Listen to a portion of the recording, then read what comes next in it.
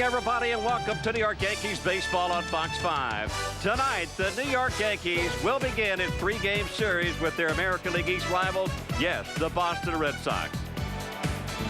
And taking the mound for the Red Sox, simply the best in the American League, Pedro Martinez. He will face off versus the left-hander Andy Pettitte for the New York Yankees.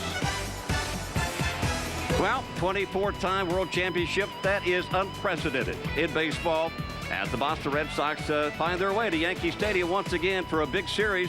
And does the curse of the Bambino follow the Red Sox once again here at the Yankee Stadium? Hello, everybody. I'm Bobby Mercer, along with my partner, Tim McCarver. Welcome to New York Yankees baseball here on Fox 5. Well, you talk about rivalries in sports. This is simply the best and biggest rivalry that I can think of. And when you start thinking about rivalries and the Red Sox, the Yankees, one of the things that come to mind, Tim, for me, is 1978. Well, you mentioned the curse of the Bambino. You can think of the summer of '49 when they struggled to the last day of the season.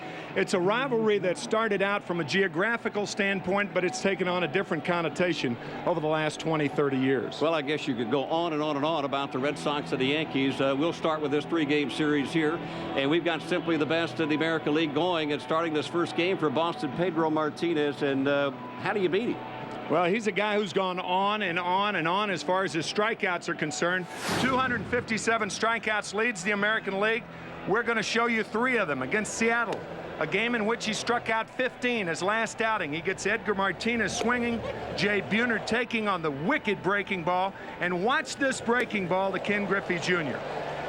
Fastball, changeup, breaking ball, and any pitcher in baseball would love to have any one of those three pitches because they are ultimate quality pitches. Well, Pedro has bested his career high with 20 wins. With those 20 wins there now, a 2.26 run rate average. That's first in the American League. 257 strikeouts, that's first. He has a chance for the Triple Crown as far as American League pitchers are concerned. Well, we talked about right-handers. The Yankee family once again is saddened by the death as we learned that Jim Catfish Hunter passed away yesterday. And the Yankees, they want to pay tribute, as they should, and memorialize the memory of Jim Catfish Hunter. So let's go down on the field and Bob Shepard. Ladies and gentlemen, please direct your attention now to the Diamond Vision screen as we remember Jim Catfish Hunter.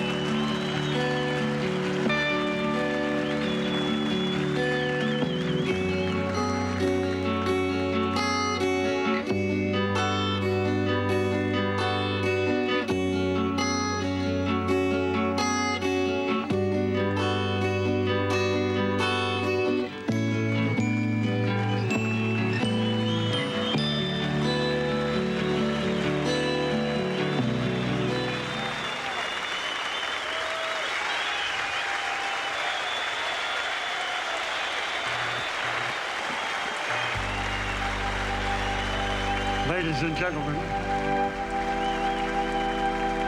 before our anthem is played tonight,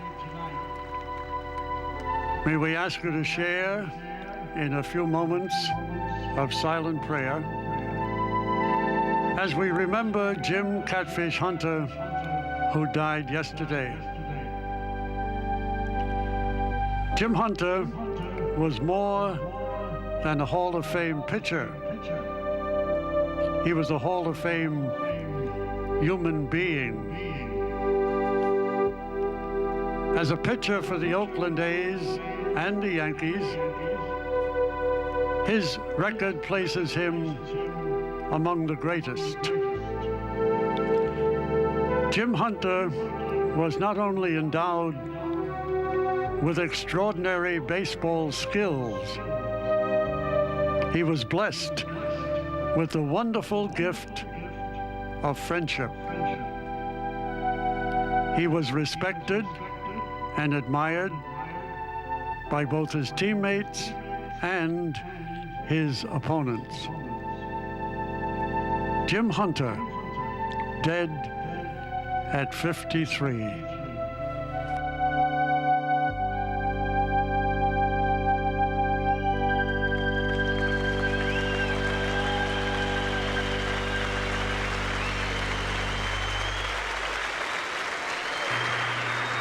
And now Eddie Layton will play our national anthem.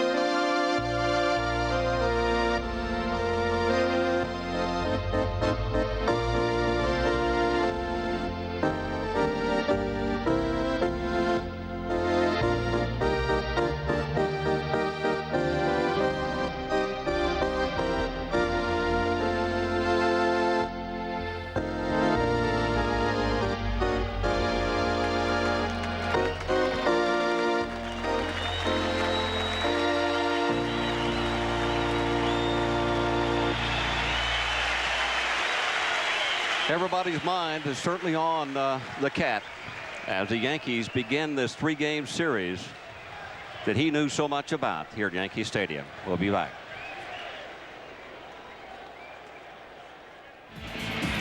Welcome back to Yankee Stadium. Bobby Mercer along with Tim McCarver. That's Andy Pettitte getting ready to face this Boston Red Sox lineup. We'll take a look at Pettitte's numbers. Andy, a loser in his last outing, but up until that outing, he had won 5 out of his last 6. And he will be facing off with Jose Offerman to lead it off for the Red Sox here at the top of the first inning. Offerman, Lewis, and Garcia-Parra, the scheduled 3 for Boston. Boston winners of 7 out of their last 10, but 6.5 games back of the Yankees going into this 3-game set. First pitch outside to Offerman. Offerman, one of 2 switch hitters in this lineup for Jimmy Williams. 286 hitters, 6 home runs, and 60 runs batted in. And now Pettitte has fallen behind. 2 balls and no strikes to Offerman. Boston Red Sox this year are a team without Mo Vaughn, but not a team without momentum. Good point, because they have that momentum coming into this 3-game series, and they certainly know how important this 3-game series is to them. And Pettitte now not finding the strike zone. He has fallen behind 3-0. Joe Torre talking to his troops back on the road trip in Kansas City. Yankees went 3-3 on that 6-game road trip.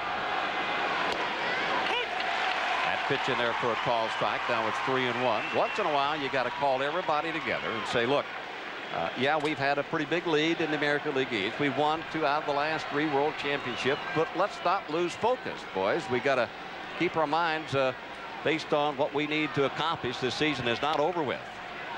Tough play for Pettitte. Offerman can run, and he will fire it, and they get it.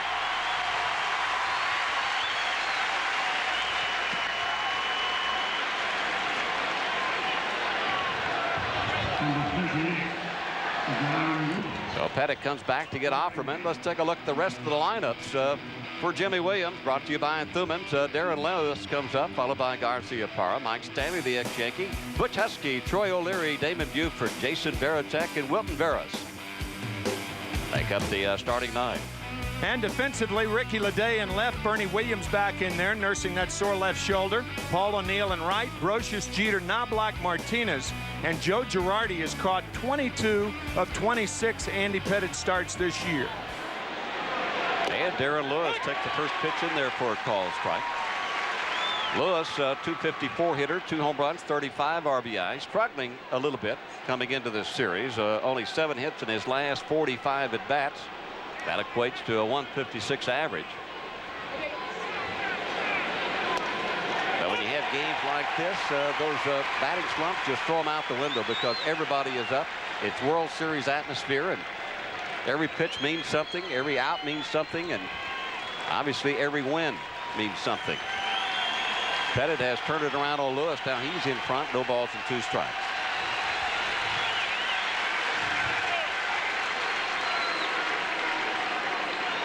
If you compare the Boston Red Sox with the New York Yankees, the Kansas City Royals, the Anaheim Angels, the Oakland Athletics, man for man in their lineup, it's no contest. Top to bottom in the American League, they do not have a good lineup, but they keep winning. And that's on the inside corner, strike 3. 3 pitches, and Pettit strikes out Lewis. 2 gone. After a fastball away and then a curveball, the fastball in the inside corner. How about that play with Jose Offerman and that juggling act of Andy Pettit? Watch this play as he kind of flips the ball out of the glove to the bare hand.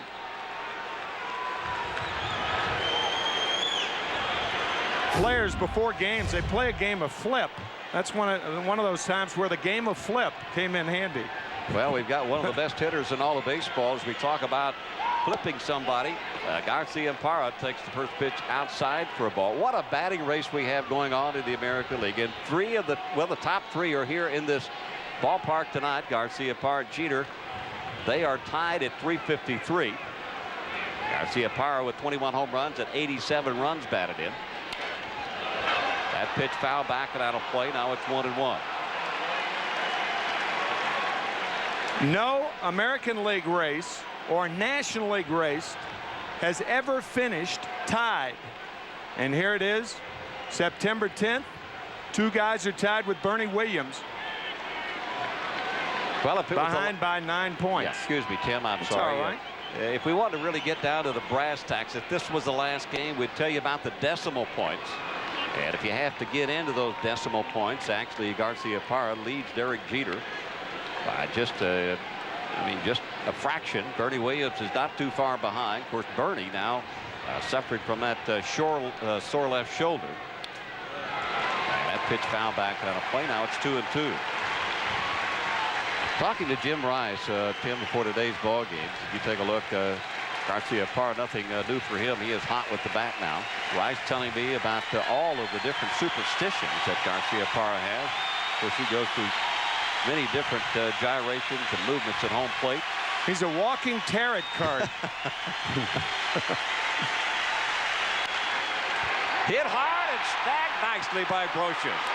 So Brocious helping out his teammate Derek Jeter, robbing Garcia-Parra of a base hit.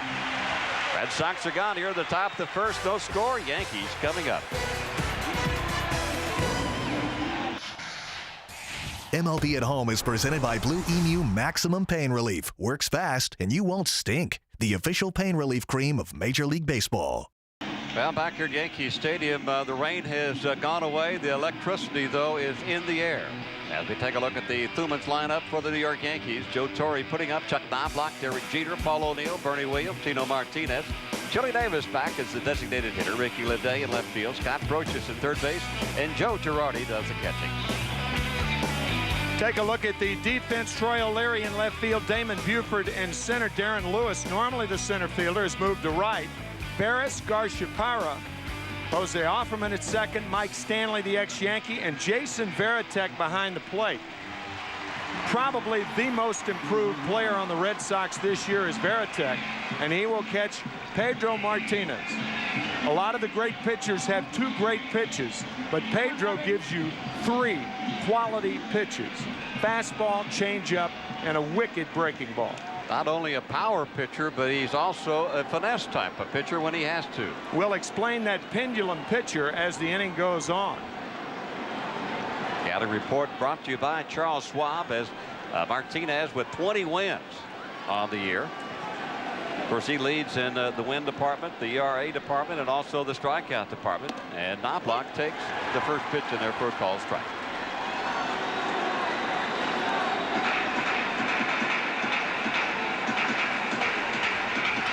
You saw Knobloch's numbers. He has really been struggling a bit. He is 0 for his last 10.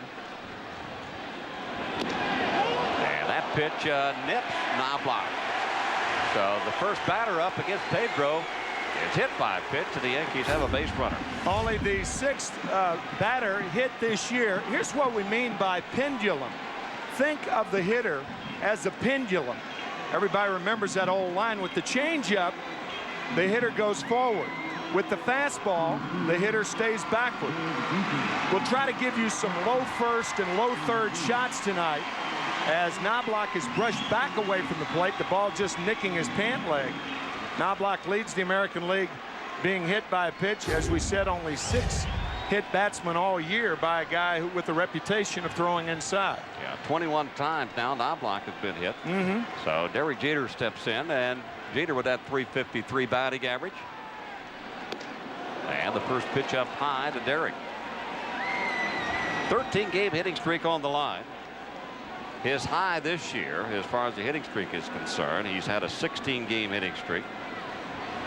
He's back hitting the ball and staying behind, as he says, in the strike zone and staying behind the ball, and he's able to drive it. There goes Knobloch, and the pitch inside. Veritek's throw in the dirt, scooped nicely and tagged out by Offerman.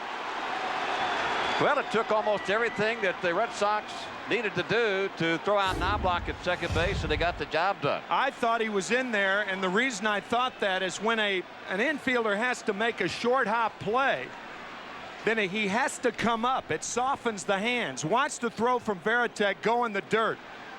Nope, he had him. Knobloch's left leg came up. Had it flattened out and gone right into second base, I think Chuck is safe.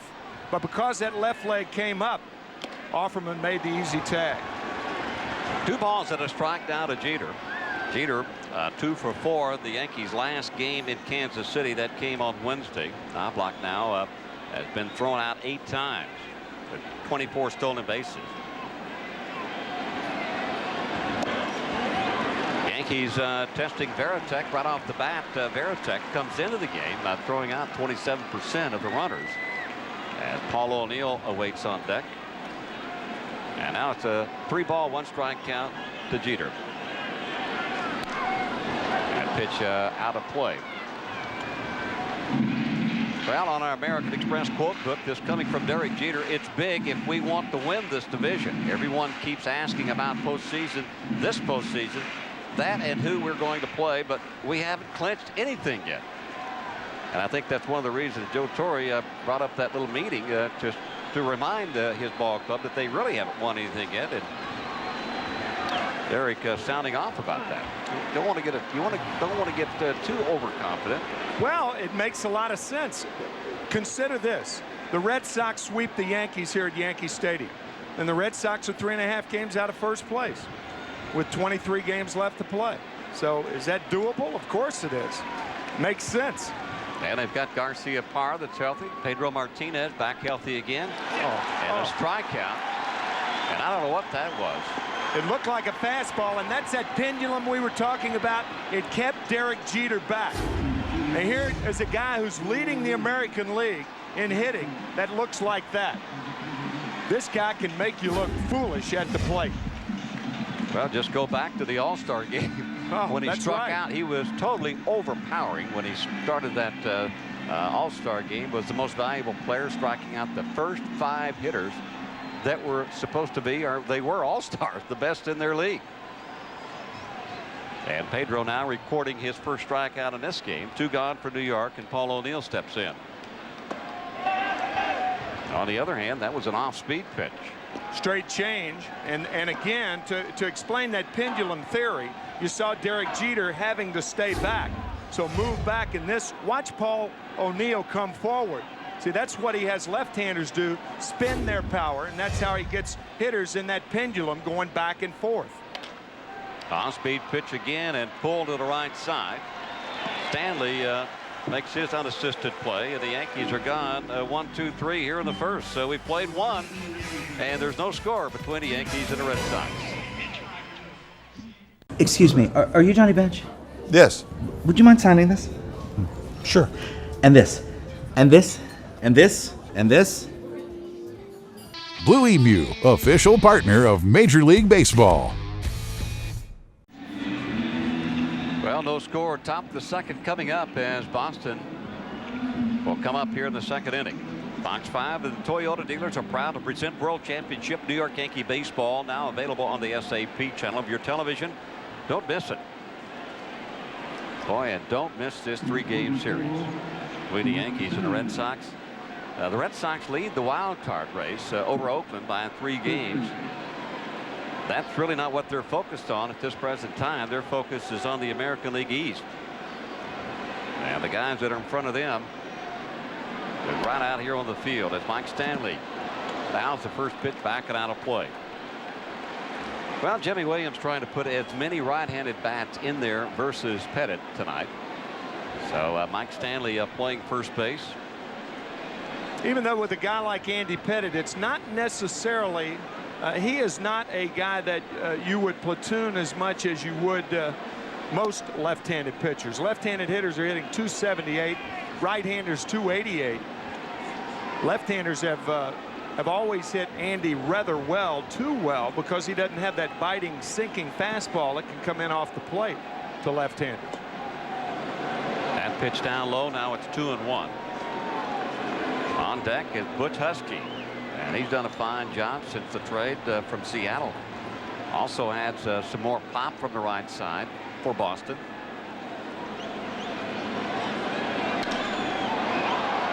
That'll curve foul as it goes into right field. He has good power out there. When he was with the Yankees benefited from that power from Mike, as he used to just kind of, like he did there, reach out and just kind of flick his wrist and set it down the right field line. 16 home runs on the year for Boston with that .267 average, but only 5 extra base hits since the All-Star break. Pettit trying to paint the outside corner, just misses, so it's 3-2 now on Stanley with Husky waiting on deck. Well, Darryl Strawberry on this road trip, did he heat up or not? And he hit one of the longest home runs in that new ballpark at Edison Field in Anaheim. I mean, he just crushed one out there. So down and in. Down and in. What left-hander doesn't like that pitch? Get off your deathbed to hit that pitch. Really? That pitch is lined into center field for a base hit. First hit of this game. So Stanley on base. I'm going to bring up Butch Husky. Good at bat by Mike Stanley. Pitch was down, but over the middle part of the plate. Mike Stanley does not have to convince Yankee fans that he can hit. 93 through 95. 52 home runs. And Yankee fans a little surprised that he moved on, signing with Boston after that season. But the Yankees signing a little-known catcher by the name of Joe Girardi, who's behind the plate tonight. And Husky fouling that first pitch out of play. Most of the time when Andy is on the mound, you will see Girardi behind home plate. Girardi has been behind the plate in 22 of Andy's 26 starts this year.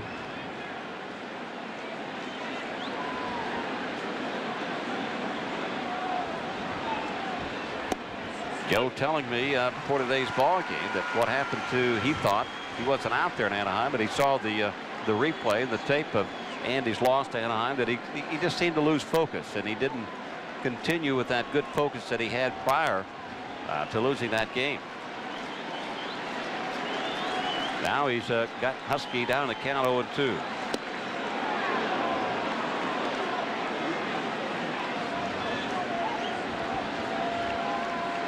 Well, one of the things, Tim, and you know better than anybody, you must establish that hard stuff inside. Got to make the hitter know that you're going to come in there. That you're not afraid to. Absolutely. We talked about the left-handers. The inability of Andy to come inside allows him to hit better.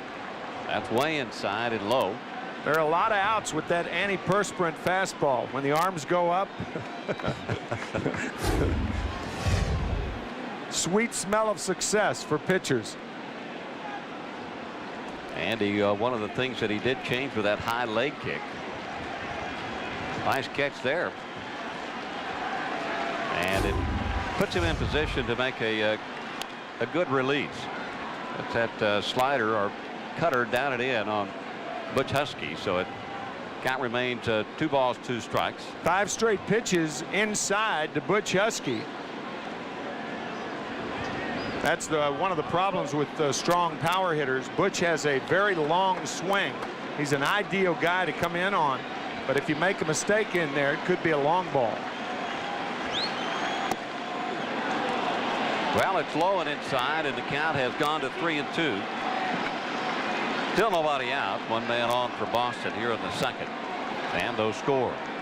I would think that Jimmy Williams with Troy O'Leary on deck would send Mike Stanley here.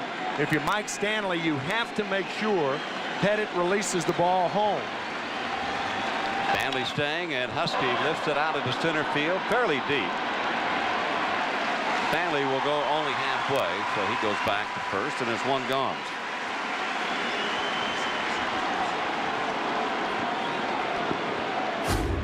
That's why Andy was trying to crowd Butch Husky.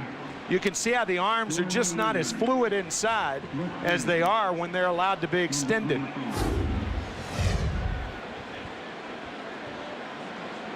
Tying the big guy up inside. Yep. And that'll bring up Troy O'Leary. O'Leary 277, 25 home runs and 90 runs batted in. And the breaking ball down low.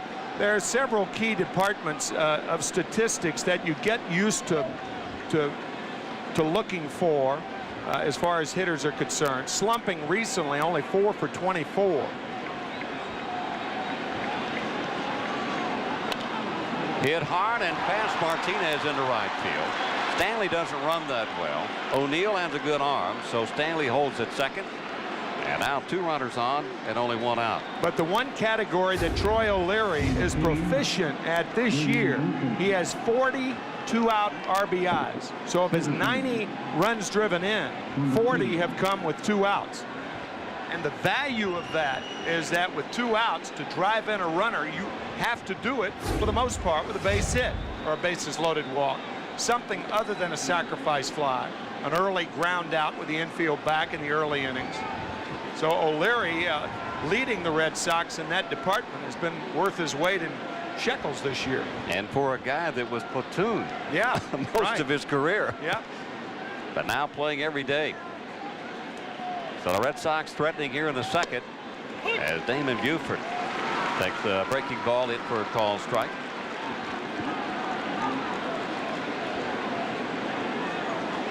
Buford likes the road a little bit better according to those statistics. Right now he's got a chance to put Boston in front. And Pettit just missing inside. Now it's a 1-1 count. I'm talking about statistics. You can't figure some of them out. You got the Green Monster at Fenway Park, and a right-handed batter is hitting .215 there and 60 points higher on the road. Go figure. I can't explain it. No. Buford has done a good job pinch hitting for Jimmy Williams. Now it's 2 balls and a strike. Well, the Red Sox, they looked like that they were going to fold up and just kind of fade away in the American League East about a month ago. Yankees had, I think, a 9-game lead on them. Swing and a miss. They have fought their way back through various injuries and some malcontent amongst some of the players. But they seem to be extremely resilient. And now they have themselves back in the race. Pedro is back healthy again and back happy again. Now low ball 3, 3-2. This is a formula for bad things to happen to Andy Pettit. As we take a look at the standings in the American League East, the Red Sox 6.5 behind the Yankees. 7 back in the loss column, however, but they are 3 ahead of the Oakland Athletics in the wild card standings, 5.5 ahead of Toronto.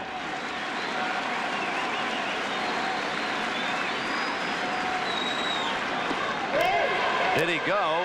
Pettit thought that maybe he went a little bit too far, and he did. They asked first base umpire Rocky Rowe for the appeal call, and they got it. That's going to really heat up Jimmy Williams. Now Jimmy Williams could be run from this game immediately because you cannot challenge. You can't challenge balls and strikes. Now technically, I guess on a technicality, the home plate umpire could run him.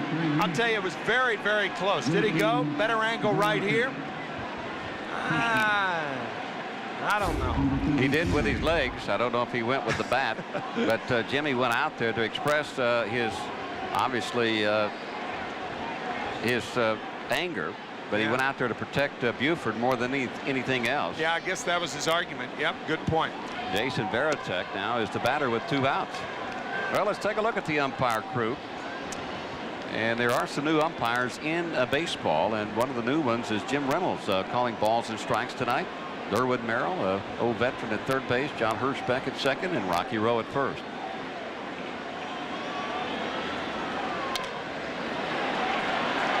Jeter will flip the knob. So no harm done. Pettit was in a bit of a jam. Jimmy Williams has heated up. No score. We go to the bottom of the second.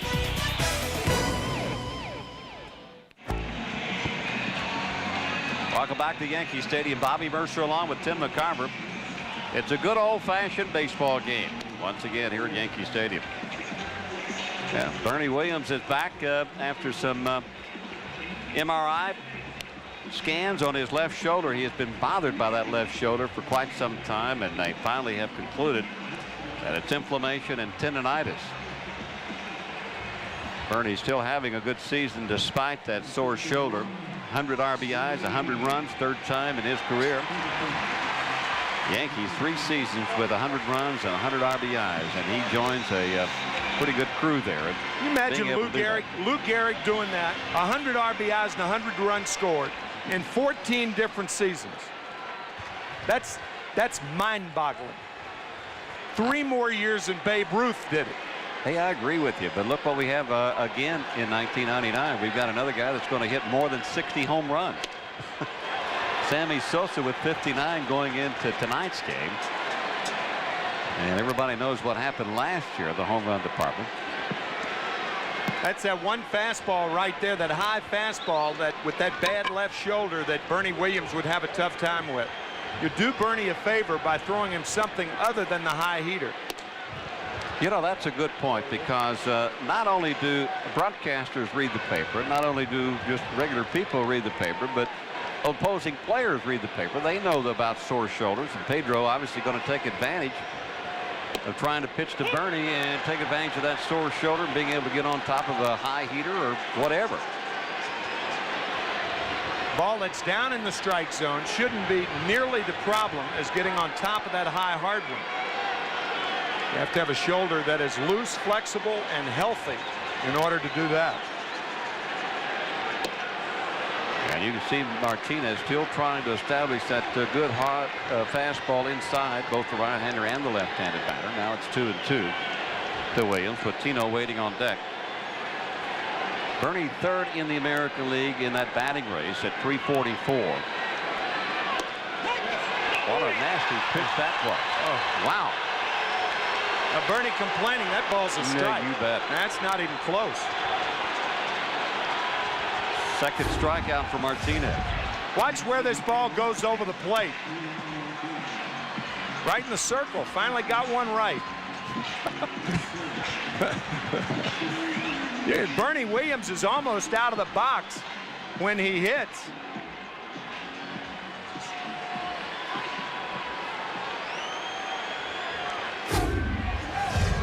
Martinez only 27 years old as he faces Tino Martinez. And I think when you're up there against the pitcher Pedro, you've got to be ready for every pitch that he throws. And he is normally around the strike zone, throwing a lot of strikes. Bernie's still a little bit puzzled over that other pitch, but it looked like a good pitch to me. It is not where the catcher catches the ball. You could clearly see that Varitek caught the ball out of the strike zone down.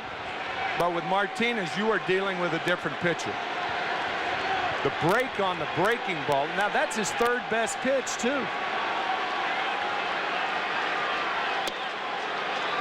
Just missing inside. Now it's 2-1. That is the brother of Pedro. That's Ramon Martinez. And he is back on the roster and has made one start after coming back from a terrible arm injury. Nobody ever thought he would throw a baseball again. And he has worked himself back into starting for the Red Sox. Reconstructive surgery on that right arm. I am not sure whether Ramon will start again, however. The Red Sox do not have the luxury of trying different guys. You got to know when a guy takes the mound. Yeah, and they've got some bad news again today because Kent Merker, who was scheduled to pitch in this 3-game series, has been scratched, and he is in for another MRI to see what's wrong with maybe a rib cage type of injury. Merker acquired from the St. Louis Cardinals. Here's Mark Portugal, who will be the starter tomorrow. Brett Saberhagen off the disabled list will start on Sunday. Lazy fly ball into shallow right center field. Buford takes care of it. 2 gone for New York. I wonder where that term, that is so appropriate. Rod Beck added to the Boston bullpen with that term lazy fly ball. You know, what's the definition of a lazy fly ball? I think a lazy fly ball is one that doesn't jump off the bat. There's hang time to it. It kind of hangs there like thick air. I kind of think of it as an outfielder just kind of lazily getting over to catch it. You know, taking his time and no big deal. Not having to sprint to a spot or turn his back on a ball. Yeah. But even on lazy fly balls, you get a reaction out of the crowd because they realize grounders out of the ballpark don't count. That's true. And the Yankees would like to have one of those out of the ballpark as Chile takes one high and inside for ball 1, strike 1 off Davis. Now Joe with some options as far as his DH is concerned. In fact, he's got quite a few options with Jimmy Leyritz and also Darryl Strawberry back with the Yankees. High and deep to right field. That is not lazy. That's a home run. And the Yankees lead it 1-0.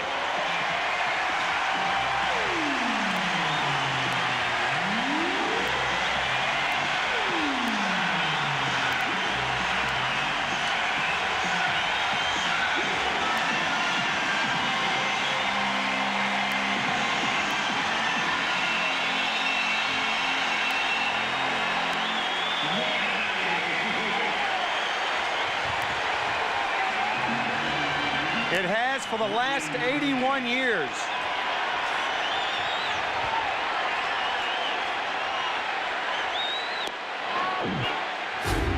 As my partner said, that was NL, not lazy. I know one thing, it made the bleacher creatures happy. Check them out there. Well, you talk about the difference in two fly balls. We see Tino Martinez with that, as Bobby called it, lazy fly ball, and you called it appropriately too when Chile hit that laser to right. Man. 18th home run of the year for Chile. And only the 9th given up by Martinez. Way inside to Ricky Latte.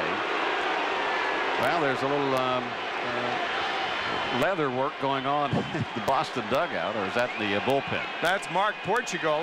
He will be the starter tomorrow, and that's what starters do the night before they pitch. They can drive you crazy in the dugout. Of course, any pitcher could. Just get away from them. They're in their own world. world. Sit someplace else. Inside, it misses. So now 3 balls and a strike with 2 men out to Latte. Ricky had gotten his average up to over 300. He has backed off to 288. Only 2 for his last 19. Scott Brocious waits on deck for New York.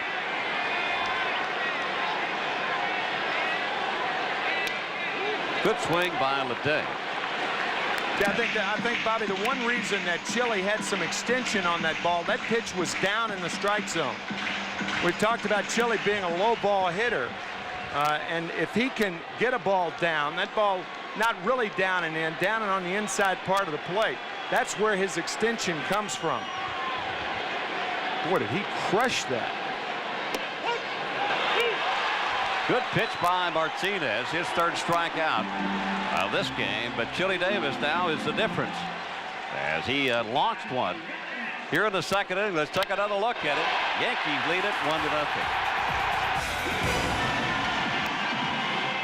1-0. Well, top the third, you see it. The Yankees take a 1-0 lead, and that guy right there enjoying this Yankee Red Sox rivalry along with that fan there. Some young and good-looking guys here at Yankee Stadium tonight. They are a Toyota everyday fan. Bless her heart, she has some beautiful hair, doesn't she? My. Coiffed to perfection. We talk often that a bat is an extension of a hitter's arms. Look at that. And we talk about reach also.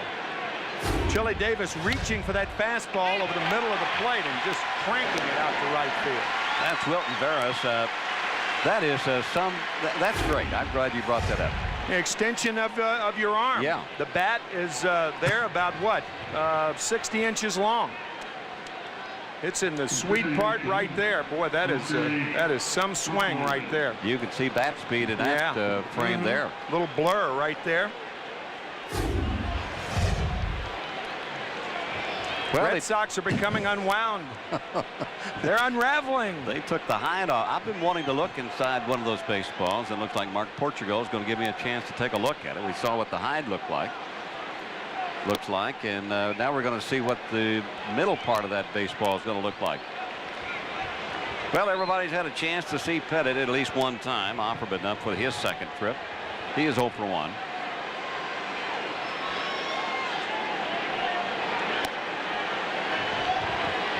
Just missing outside, and now he's fallen behind 2-0. Well, the last time Strawberry and Chili talking that home run over, what he had to do, how he did it. There's some sluggers talking about baseball there. That's high into right field. O'Neill takes care of it. 2 gone. Well, in order to pull a Pedro Martinez fastball, you've got to guess fastball. There's no way to guess anything other than fastball and get around on that pitch, even if it is in the sweet part of the plate for Chili Davis. Well, I think that you almost have to guess fastball every pitch and adjust to all the other stuff. That's right.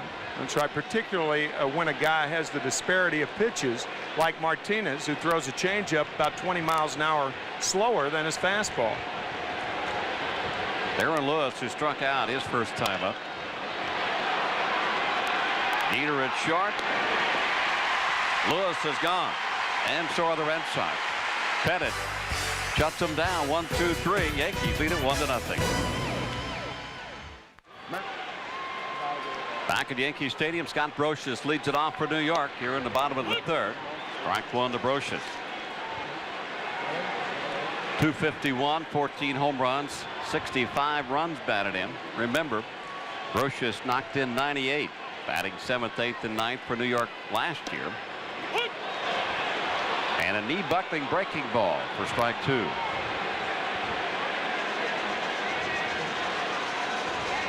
Brocious only 1 hit in his last 17 at bats. And if he gets a hit tonight, it won't be easy off of Pedro. That's up high for a ball. Now it's 1-2.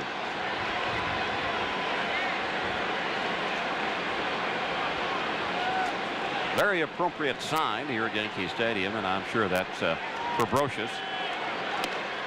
High fastball swung on and missed, strike 3. 4 strikeouts now for Martinez. Here's that high rider. He throws it from below the shoulder, and that gives the appearance of the ball riding. Now, physicians, not physicians, but those in physics, I guess they're physicians, other than doctors. But those in physics, those doctors of physics, say that a ball can't rise. Well, it can rise if it's thrown from a lower plane. You throw it up. and it rises. Just like the ball did on Scott Brocious. Sometimes people will debate that. But if you throw it from down here and you're throwing it uphill, it rises. I've never understood how guys spend their time in a lab and without a bat, you know, Well, I know and want to tell you what a baseball does. But I can guarantee it rises. 0 for 2. I flunked physics, so I'm going to go with you. I never took physics to flunk it. I didn't either. I'm just kidding. It almost came out as physics. But if I had I would have flunked it. 3 great pitches, and Girardi is gone. I'm telling you. Back-to-back strikeouts for Martinez. 15 times this year, Pedro Martinez has struck out 10 or more. 15. 5 times he's had 15 or more strikeouts. That's the breaking ball, and you can see him get on top of that pitch to have it go down. So he'll move that arm motion from a little bit above the shoulder to a little bit below the shoulder for his release. Well, Pedro Martinez started tonight's game with 257 strikeouts. The next guy to him is Aaron Seeley with 166.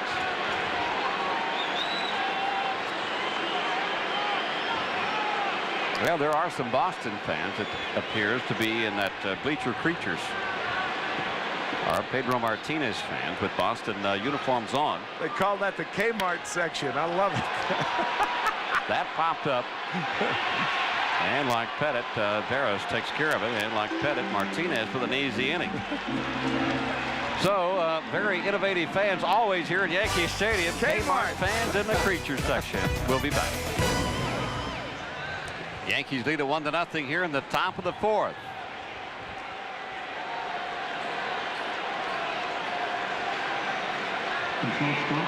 And Nomar Garciaparra leads it off for the Red Sox. Chili Davis' home run is 18th of the year. It is 1-0 Yankees here in the 4th. Garciaparra grounded to third his first time up on a fine play by Scott Brocious. First pitch from Andy Pettit's low and away. Ball 1 to Garciaparra.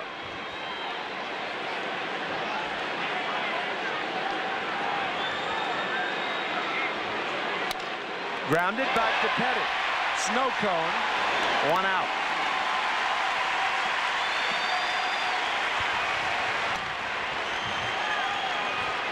Tim, that's the 3rd time that a hitter from Boston has grounded back to Andy Pettit. That is an indication that that cutter or the slider is working on the right-handed batter. They swing as the slider comes in on down and in on them. They're swinging on the top of it and grounding it into the ground. Andy made one play off Jose Offerman on a 3-2 pitch to lead off the game. And then opening the 3rd inning, Wilton Barris grounded one back to Andy. And now to open the 4th, Nomar Garciaparra, a ground ball to Pettit. Fouled away by Mike Stanley. Mike with a single in the 2nd inning. Red Sox had runners on at 1st and 2nd and 1 out. And a disputed 3-2 pitch to Damon Buford. First base umpire Rocky Rowe called him out, said he went around too far. Jimmy Williams came out to protest, but as Bobby said, more to protect Buford. And instead of having the bases loaded, they had 2 on and 2 out, and then Jason Varitek grounded to short. Low to Stanley, 1-1 to Mike. Stanley is so respected on this Red Sox ball club, the same way that he was when he's with the Yankees. Stanley not able to catch anymore, but he can play first base. He can DH and pinch hit for Jimmy Williams, and somewhat the leader on this ball club. You ask people about what Stanley means to the ball club as Husky waits on deck, and they say, well, he means a lot because he is a guy that plays and shows by example. Slider is inside and low, 3-1 to Mike Stanley. Nice guy, and always comes prepared to play. Stanley, I presume. Stanley.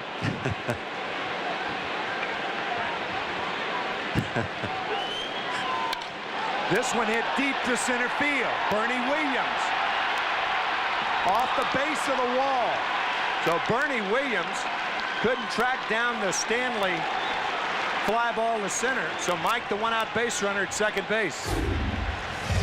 Well, not only is he respected, but he also can hit. He is 2 for 2 tonight. But this line shot into center field. Bernie gave it a good effort.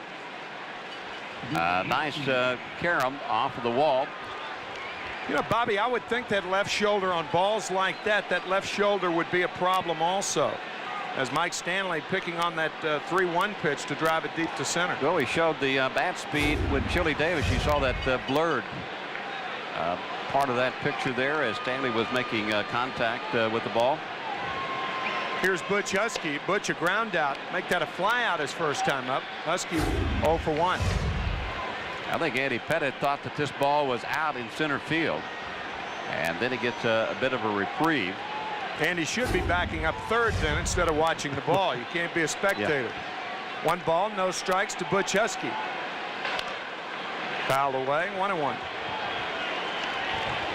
And he's staying right in on the hands of Husky. That's how he got him out last time. And you almost have to stay in there until he proves that he's going to be able to hit that pitch. Andy always trying to bust those big right-handers, keep them from extending those arms. You can see how he's tied up. Look at this arm, how he had to play it back in there. Just the opposite of the home run by Chili Davis. There's no extension. In again to put the fat part of the bat on the ball. You're going to pull it foul. 1 ball, 2 strikes now to Husky. And we talked about hitters cheating a little bit on fastballs inside. Husky appeared to have been looking and cheating a little bit on that fastball. 1 out, 1-0 Yankees here in the 4th. Well, when you get inside conscious, that's the time that you can go away. They go away, and Husky hits it away to right field. Paul O'Neill there. There are now 2 outs. Good call, partner. After pounding Husky in, Andy Pettit and Joe Girardi elected to go away, but Husky's staying right with it. You know, you almost have to put this in the back of your mind because he hasn't had a good swing inside, but he had a good swing with the pitch outside. And even though he was behind in the count, he was able to, to line it into right field on what appeared to be an off-balance type of swing. Just muscle the ball the other way. You better be careful the next time.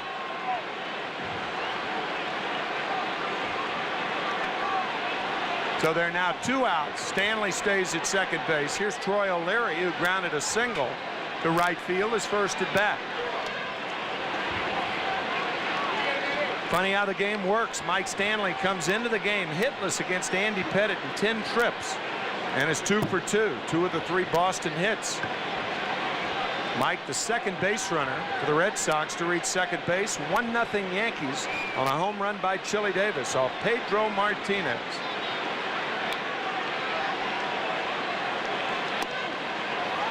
Ball 2 to Troy O'Leary.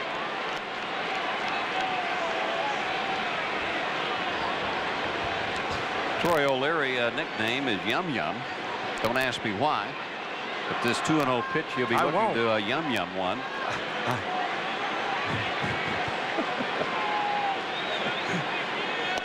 Curveball is high.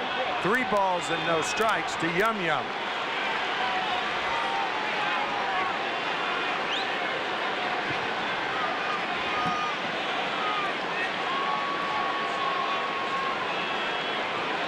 See if Yum Yum chooses a sweet one here. Low, ball 4. So O'Leary is aboard. That'll bring up Damon Buford, who struck out his first time up. There are a lot of words, Bobby, that have been used in the 90s that are kind of signs of the times, words of the times. Focus is one of them. Underachieving is another, one of our favorite words. That usually spells failure by the person who names himself an underachiever. And so rather than saying that he just failed and didn't do it, he's underachieving. Low strike to Buford, 0-1. But one word I think that can be said about the Boston Red Sox is that they are, as a group, overachievers. These guys, without a star, I mean, you've got Garciaparra and Martinez, and that's it as far as star power is concerned. You look down this lineup, and you wonder how they do it. Jeter to Knobloch. They're not doing it against Andy Pettitte. Andy has the Red Sox shut out through 3.5. 1-0 Yankees. We'll be back.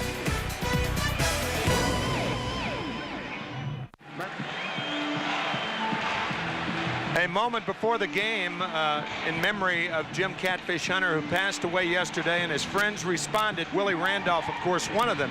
Here's what he had to say about Catfish Hunter before the game. And I remember more of it just kind of just good-natured needling. Just I remember one game, he used to always call me the Rain Man, because it was one game where I had a bad hamstring. And you know, Billy Martin took me out of a game because he didn't want me to injure it on the slick turf. And so he took me out of a game on the 8th inning. I remember Catfish riding me. To this day, he used to ride me about being the Rain Man because I couldn't play when it rained, which was a bunch of junk. But it never, you know, it was a time where he passed where he even called me the Rain Man. So I remember those special moments, times where he just wanted to show his way of caring and needling me a little bit. Breaking ball is high to Derek Jeter. And Bobby, you were a teammate of Catfish Hunter's for many years, and he was not only a terrific player, but as Bob Shepard said in introducing the moment of silence tonight, a great human being. Derek Jeter to right field, and it's caught by Darren Lewis. One out here in the 4th.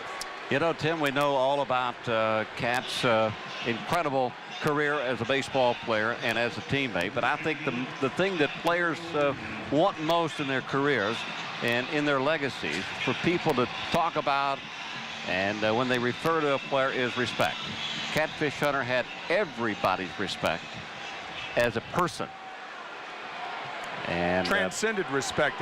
Dignity is certainly one of the words that is used to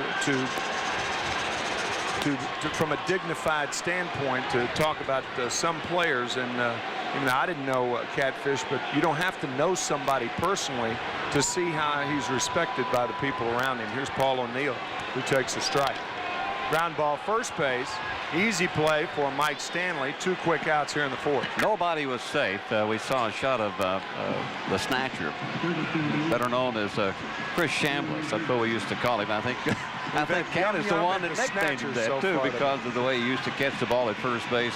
Nobody was safe when the Cat was around. I can tell you that. He started needling you and jabbing the moment the game started. And if you were on a trip, it lasted on the bus, and then it lasted on the plane, and then it lasted on the bus going to the hotel. And then he picked it back up again when you got to the ballpark the next day. Bernie Williams fouls it away. Jim Codd, our buddy with MSG and friend for a long time, tells the story of how Lou Piniella used to get on Catfish on the bus. He said, you know, a guy goes out and robs a 7-Eleven, and they put him in jail. He said, you come over here and you take $600,000 from George Steinbrenner every year. You ought to be in jail. And from what Kitty has told me, Catfish and Lou Piniella, the way they used to go at one another was hilarious. The two best. And Cat used to start with Lou. That's who he used to start with. Might as well go to the top, right? Might as well go right to the top. The quickest guy to really, you know, get underneath his and agitate. Get the hair standing up on his neck was Lou. And then from there on, it just kind of all fell into place. 2 balls and a strike to Bernie Williams. We're in the 4th, 1-0 Yankees. Pedro Martinez has struck out 5. He has retired 6 in a row since the Chili Davis home run. Andy Pettitte, on the other hand, has given up 3 hits and no runs. 2-2 now to Bernie Williams.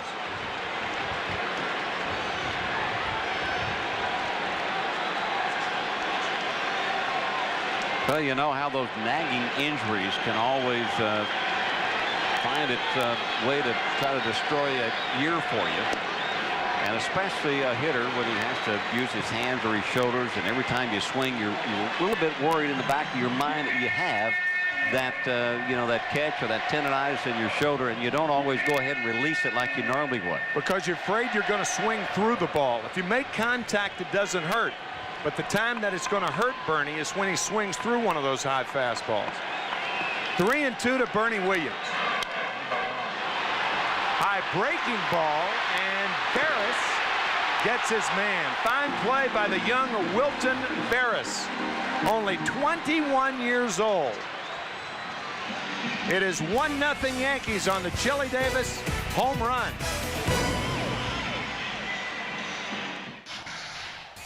MLB at Home is presented by Blue Emu Maximum Pain Relief. Works fast and you won't stink. The official pain relief cream of Major League Baseball. That one hit for the Yankees, a home run by Chili Davis off Pedro Martinez. We are in the 5th inning of a ball game that is turning out so far about what you'd expect. Andy Pettitte is 5-2 since July 28th. Pedro Martinez has won 5 of his last 6 and enters the game 20-4. Right side trickle through single for Jason Varitek.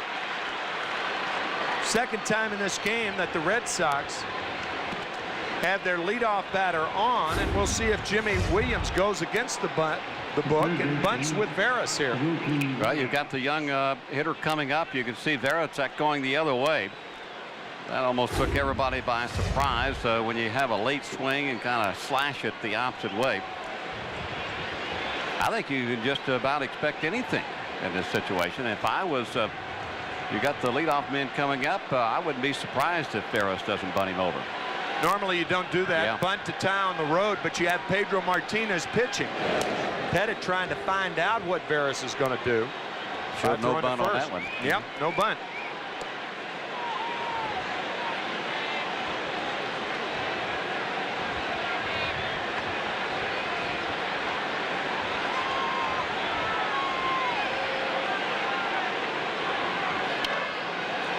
Little looper fouled away. 0-1 to Wilton Veras. We mentioned he's 21 years old. He wears his socks like he's twice that age. Well, you know who that reminds me of? We talk about Boston and this big series. That's Carlton Fisk type of pants and the way he used to wear his socks. At least that's the way I remember Carlton, better known as Pudge.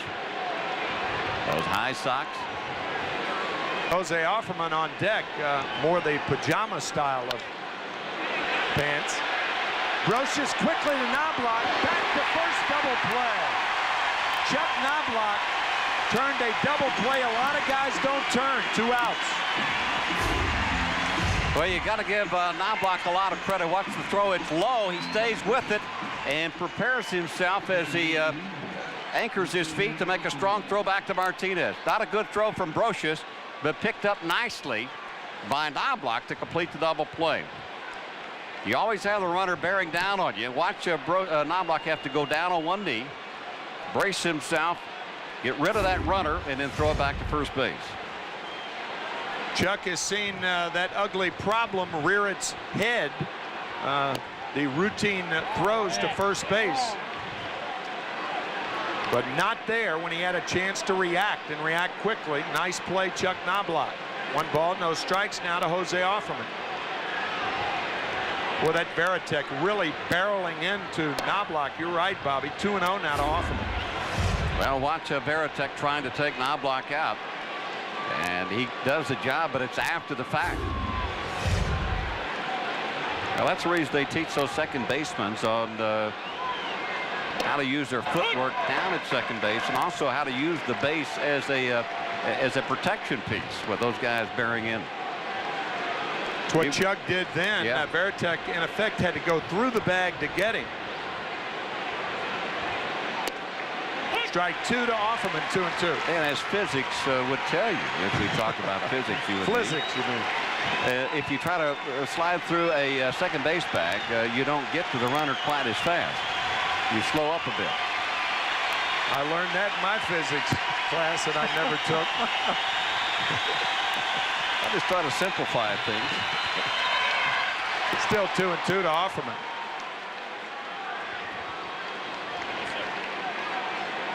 I can hear Bill Webb and Leon Swire down in the truck going, what'd they just say?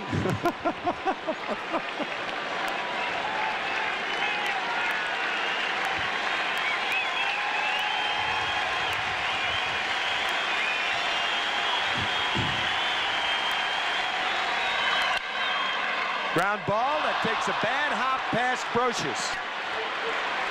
And it's a base hit, and that's a good call. That ball was wicked. Brocious was down. The ball came up, and Offerman, the 2-out runner. Well, the ball is hit hard. Watch the ball come up on Brocious right there. He had the glove down, waiting for the ball. It appeared that it was going to stay close to the ground right there where the glove is. And then all of a sudden, as the ball hits the dirt portion, it just comes right up on him. Well, that's the reason they named it the hot corner. Those reactions have to be quick because the ball gets on top of you in a hurry. Darren Lewis, the batter, with speed on at first base. Lewis leads the Red Sox in steals with 16. Offerman is second with 15. Against Andy Pettit, very difficult assignment. Yeah, you got the best pickoff artist in baseball, or one of the best. Talk about guessing with Martinez. Base runners have to guess with Andy Pettit. Guess he's going home. And he did. This one tapped by Lewis to short, and Jeter shuffles over to Knobloch. Andy Pettit has bested Pedro Martinez through 4.5. 1-0 Yankees. Excuse me, are you Johnny Bench? Yes. Would you mind signing this? Sure. And this. And this. And this. And this. Blue Emu, official partner of Major League Baseball. Tino Martinez on the changeup, dribbles one foul. Tino with a lazy fly ball as first at bat. Flying out to center field.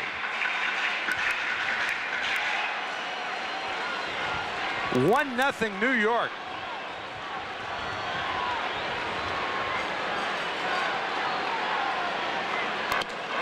On the outside corner, 10 of the first 14 pitches to each hitter have been strikes. 10 of 14 first pitches for strikes by Martinez. He is relentless.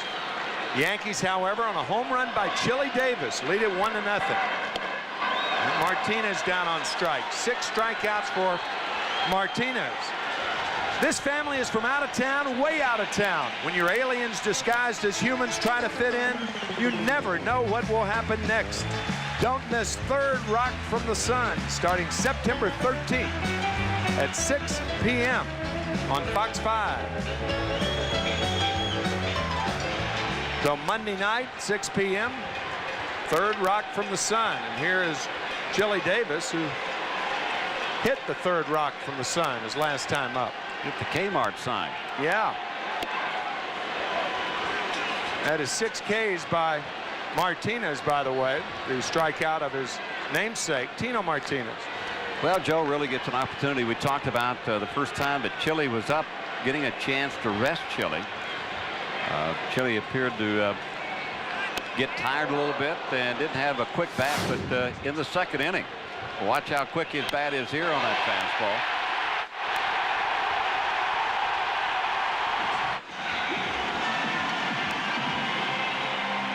That last pitch, an example of what Chili Davis can do to a fastball when it's down, and one that's up. Had a good breaking ball for Martinez. 1 ball, 2 strikes now to Chili Davis. Here's that 1-0 fastball, or the breaking ball, I beg your pardon. That 1-1 pitch, nasty from Martinez.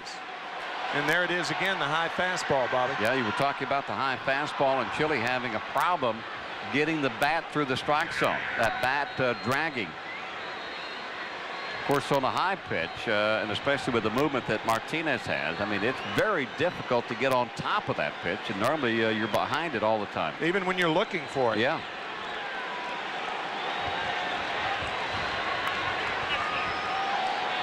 Time call by Jim Reynolds. Usually Pedro not shaking off for a changeup. That's, generally speaking, bad policy to shake off for a change. Fastball, drilled foul again. Still 1-2. Terrible situation for Davis to be in. The reason I say that, because I almost could put myself in this situation. Sure. 1 ball, 2 strike count. I've missed 2 fastballs, so I've had my chance. And Pedro Martinez can throw anything. We've already seen the great breaking ball. He's got the changeup. What do you look for? Fastball inside, 2-2 now to Davis. He has such an arsenal. All hitters are defensive with 2 strikes for the most part. Very few good 2-strike hitters in the game. Tony Gwynn's one that comes to mind. Wade Boggs was in his prime. Chili Davis grounds it foul, so Davis up there battling. You almost, when you're in Davis's position now, you almost get into that defensive type of hitting. Sure. And what I mean by that is you don't want to strike out. You want to try to put the ball in play if you can. So you choke up on the bat a little bit, spread your stance out so you don't overstride, and just try to put the darn thing in play. That's not to say that a power hitter becomes a punch hitter, but you cut down on your swing, you cut down on your thinking, you protect the outside part of the plate. It's a whole different series of thought processes. Low at the changeup, now full count to Chili Davis. Basically what we're saying is once you get into that 1-2 count or that 2-2 count, the percentages are not with you against a guy like Pedro Martinez to hit the ball hard. So you're more inclined to try to find a hole. On the other hand, Chili Davis can afford his last at bat to guess fastball because it was a 1-ball, no strike count. He got the fastball and hit the home run that put the Yankees ahead 1-0. Change up, strike 3. A 3-2 change up to Chili Davis, 2 outs.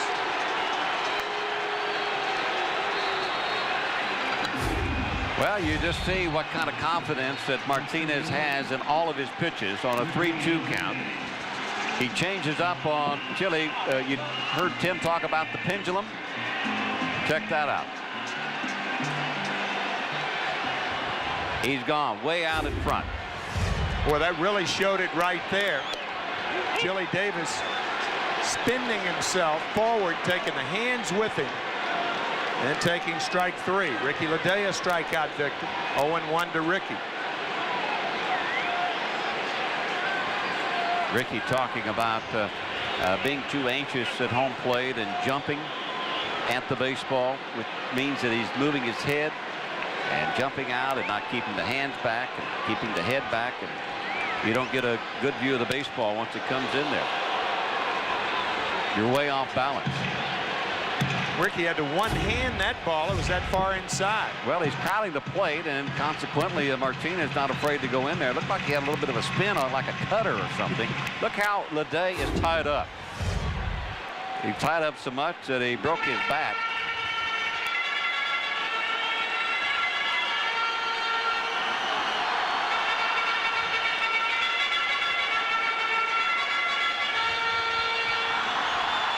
Five and 1, earned run average under 2. That's since he came back from the designated or from the disabled list. 10-1 against teams over 500. He will win the Cy Young Award. There's no doubt about it.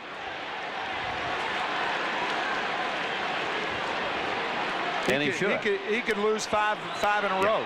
His next 5 starts and still win it. Cy Young is over with. Yeah, I agree with you. Yeah, I mean, put it next to Martinez's name. Yep. Changeup gets Ricky Ledea. 8 strikeouts for Pedro Martinez. We have played 5. 1-0 Yankees.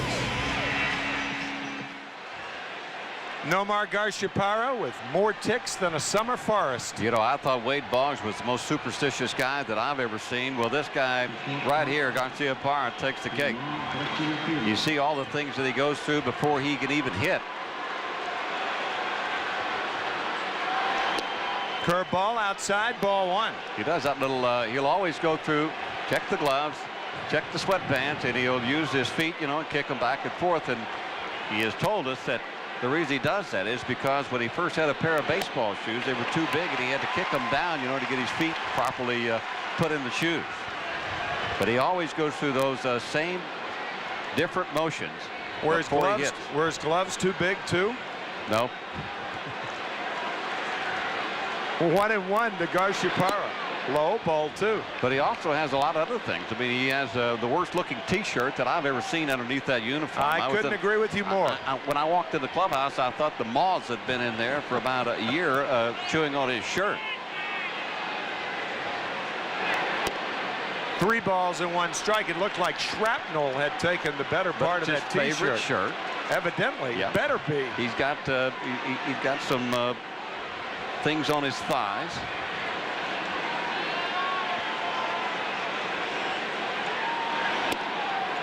Ball 4. The 3rd Red Sox to reach a board. And he also walks up the steps 1 step at a time. That's another little superstition that he has. He goes through the same little different motions. Now Wade Boggs, there you go. There you go. That's the 4th inning.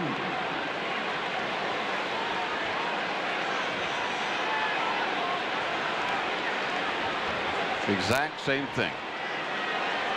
Now Wade Boggs will not go out on the field until a certain time, until that clock ticks. Maybe it's something about playing in Boston. Curveball is over to Mike Stanley. And of course, we know that Wade also eats chicken every day. Yeah. It would be difficult with Garciaparra going through those mannerisms to eat soup, I'll tell you that. Talking to Jim Rice, Wade Boggs. Or rice, for that matter. Jim Rice says that, in his opinion, Wade Boggs can't hold a light to Garciaparra as far as his superstitions and mannerisms go. Well, he can't do that either. Hold the light. Can you imagine trying to put the thread through a needle and say, Nomar, can you do this for me?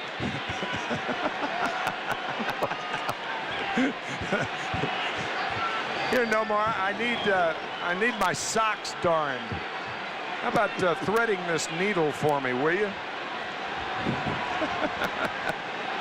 Despite all of those things that he goes through, what a heck of a player he is. Obviously he is, but we're pointing out his idiosyncrasies. Yeah, that's by no means making fun or anything like that. That's just the way he is. You can stand on your head for all anybody cares as long as you produce. And can he ever produce? You also don't realize how strong he is. He's got that lithe strength. When you see him with the shirt off, you know, those long muscles that are ideal for baseball.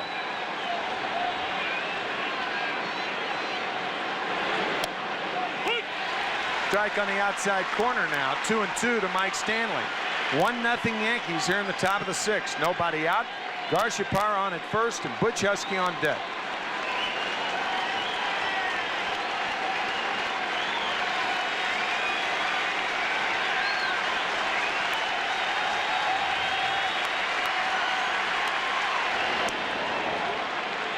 Nomar with 13 stolen bases. He's been caught 3 times. And like Jeter, he has speed and he has speed to steal bases, so you got to keep him close.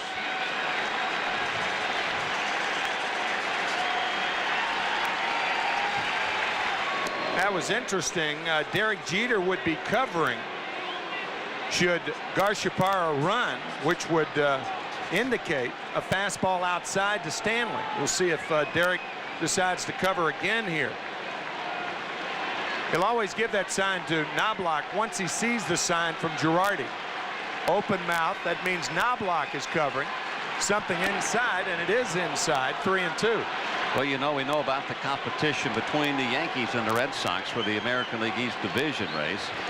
We also got a feeling that Derek Jeter and Garciaparra in this batting race, they've also got competition going on amongst themselves in this 3-game series.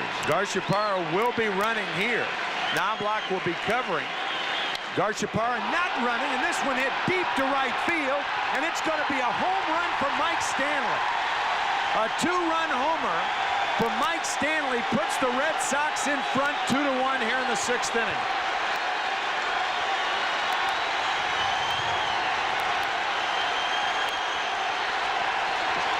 Pedro now with the lead. And very familiar here at Yankee Stadium, and the Yankee fans seeing Mike Stanley go the opposite way into that right field section.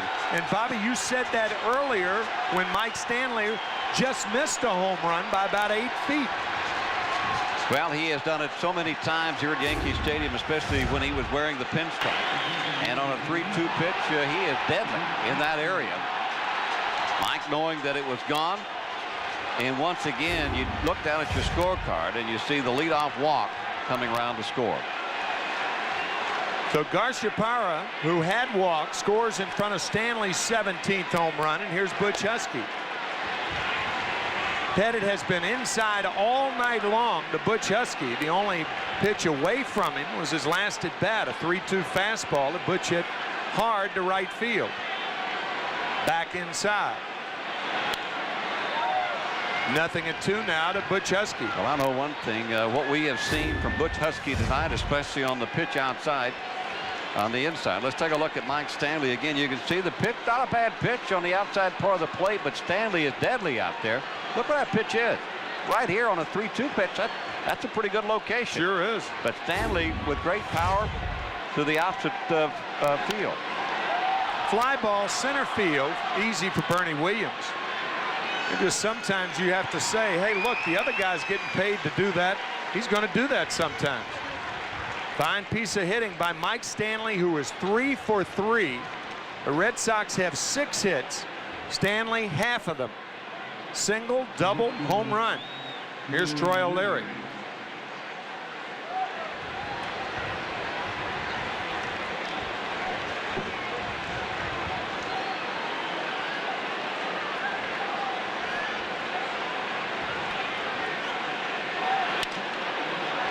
Lined into center field. It was not hit hard. Bernie Williams obviously can't get to it. So Troy O'Leary now 2 for 2 with a walk, and that'll bring up Damon Buford, the center fielder. And once again, you got to give the hitter a little bit of credit because that was a pretty good pitch. It not hit hard. It got in on the hands of O'Leary, but it found a place.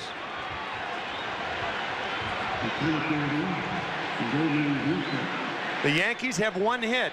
Chili Davis's 18th home run of the year. He did it in the 2nd inning. And now a 2-run shot by Mike Stanley here in the 6th. 2-1 Red Sox. Breaking ball over to Damon Buford. Damon is grounded to short and struck out. Absolutely delightful evening after a muggy afternoon. Overcast, raining. Neither side took batting practice outside. They were forced to hit in the cages underneath the stands here at Yankee Stadium.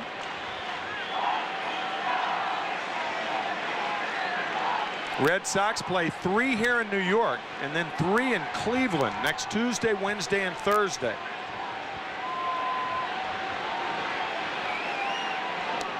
Inside, 1-1 now to Damon Buford. That's an extension of a road trip that the Red Sox have been on. They started out in Seattle. Then they went to Oakland, then back to New York. They're going to go back to Cleveland to complete this road trip.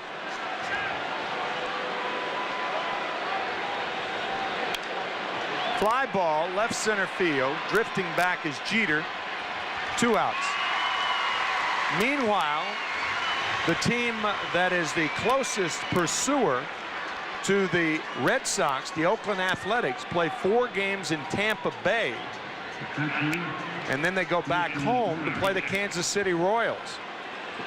And if you look at the schedule favors the Oakland Athletics, but you have to also take into consideration that the Athletics are 3 games behind Jimmy Williams' Red Sox.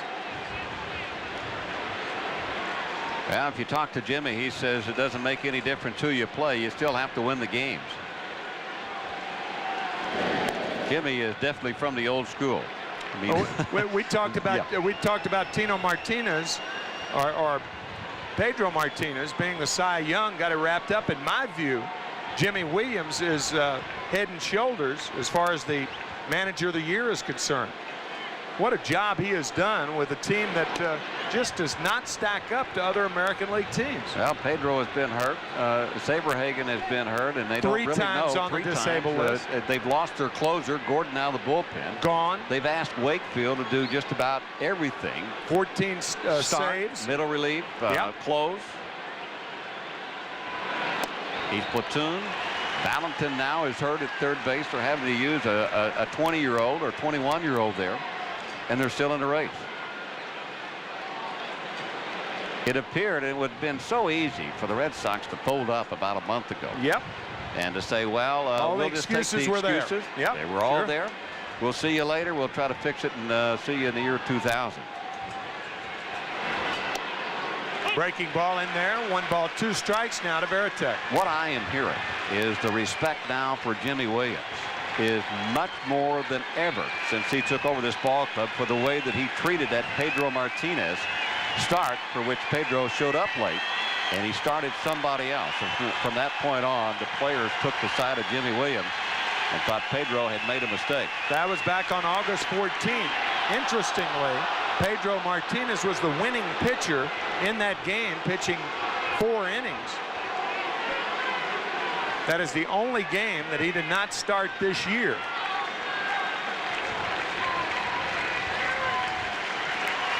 Joe Torre with a new book out at the end of the month called Joe Torre's Ground Rules for Winners. I'll tell you, that's one of the ground rules right there.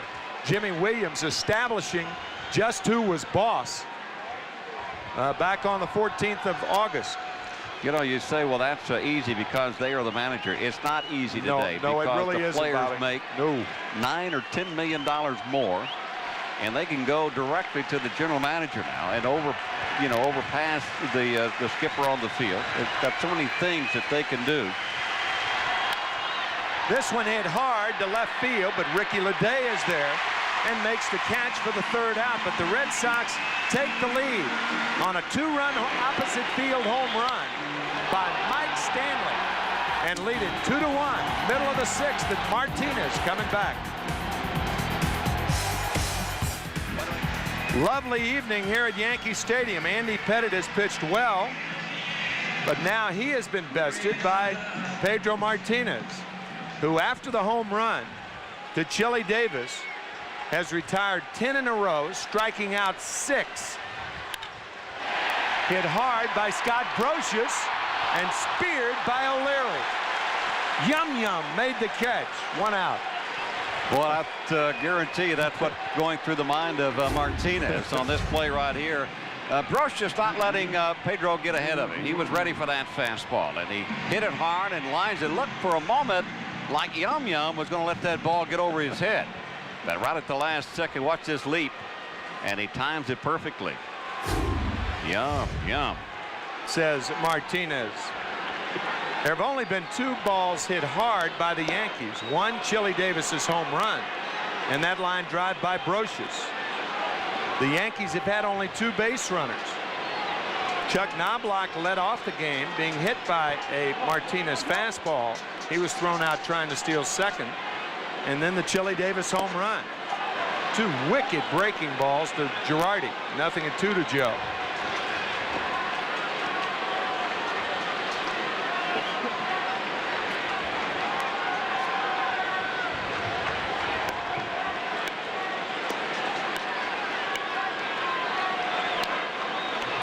Girardi stays alive.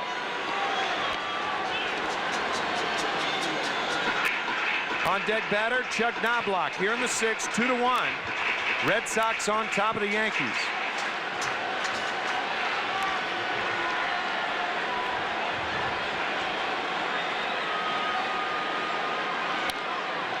Fouled away.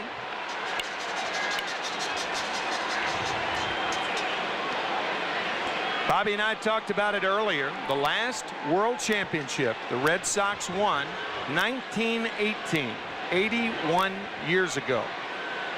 They had a pitcher by the name of Babe Ruth on their staff.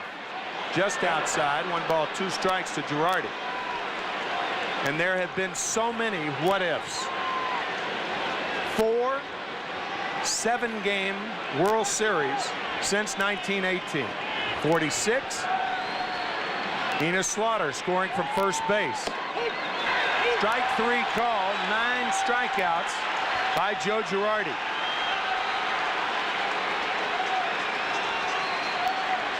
We will try to sprinkle through, keeping with the weather, even though it's not sprinkling here. But it was today. Our Continental scoreboard. There's Oakland over Tampa Bay trying to keep pace with the Red Sox and doing that. Toronto doing the same thing at Detroit. 1967, 7-game World Series against the Cardinals. The great World Series in 1975, the Big Red Machine, the famous Carlton Fisk home run in Game 6 off Pat Darcy. And then in 1986, it made a lot of people believe in the curse of the Bambino. The ball rolling through Buckner's legs. The Mets win Game 6, and after trailing 3-0 in the 6th inning of Game 7, they tie it in the 6th, Ray Knight's home run, and they lose that series as Knobloch ducks, but an idea of how wicked that breaking ball is. 2-0 to Chuck. How about 1978? A shot heard around the world by Bucky Dent. I was just bringing up the World Series, but not to. I mean, that year they had a 14.5 game lead over the Yankees as late as July 24th. 14.5 games, and had to win the last 6 games to tie the Yankees, which gives you an idea of the torrid pace the Yankees had from July 24th to late September. Unfortunately, I had to be a part of some ball clubs early on in the 70s. Well, I don't think we won a game at Fenway in 2 years. You were 0 for 2 years. We were 0 for 2 years.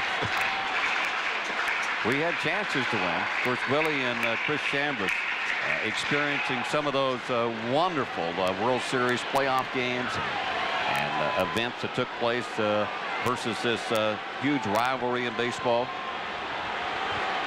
3-1 to Chuck Knobloch, and he pops it up. Playable for Wilton Barris, the third baseman.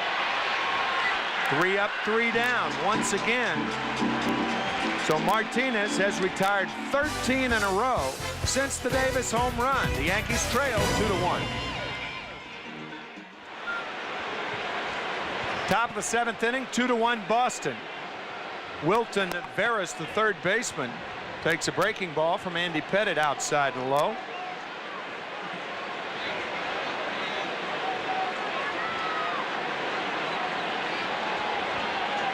Breaking ball hammered by the diving Brocious. So Barris, with his second major league double, is on at second to lead off the 7th. You could read Joe Torre's lips saying he got it up. It was the curveball, and it looked like it was about high thigh high. Yeah, it was down and in. It appeared to me. There it is, coming down and in, but it didn't have the bite that normally that tight spin on the curveball has. And Barros got some good wood on it. No chance for Brocious.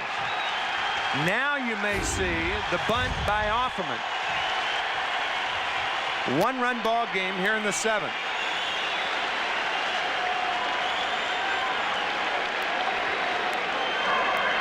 He looked like he wanted to bunt. He has 2 sacrifices this year. He takes a fastball low. 1 run for Pedro Martinez is like 5 runs for anybody else. Well, that's true. As Jeff Nelson, Joe Torre realizing that, has Jeff Nelson up and throwing. 1 ball, no strikes now to Offerman.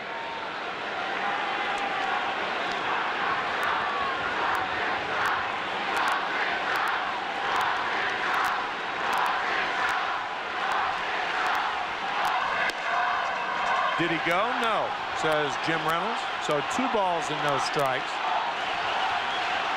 Offerman wants to bunt. Make him bunt. And every pitch, Offerman will look down to Wendell Kim. That pitch up high and outside. Now the count in favor of Offerman. Wants to bunt again. And he takes ball 3. Now Joe Girardi out to talk to Andy Pettit. Andy cannot find the strike zone in a sacrifice situation.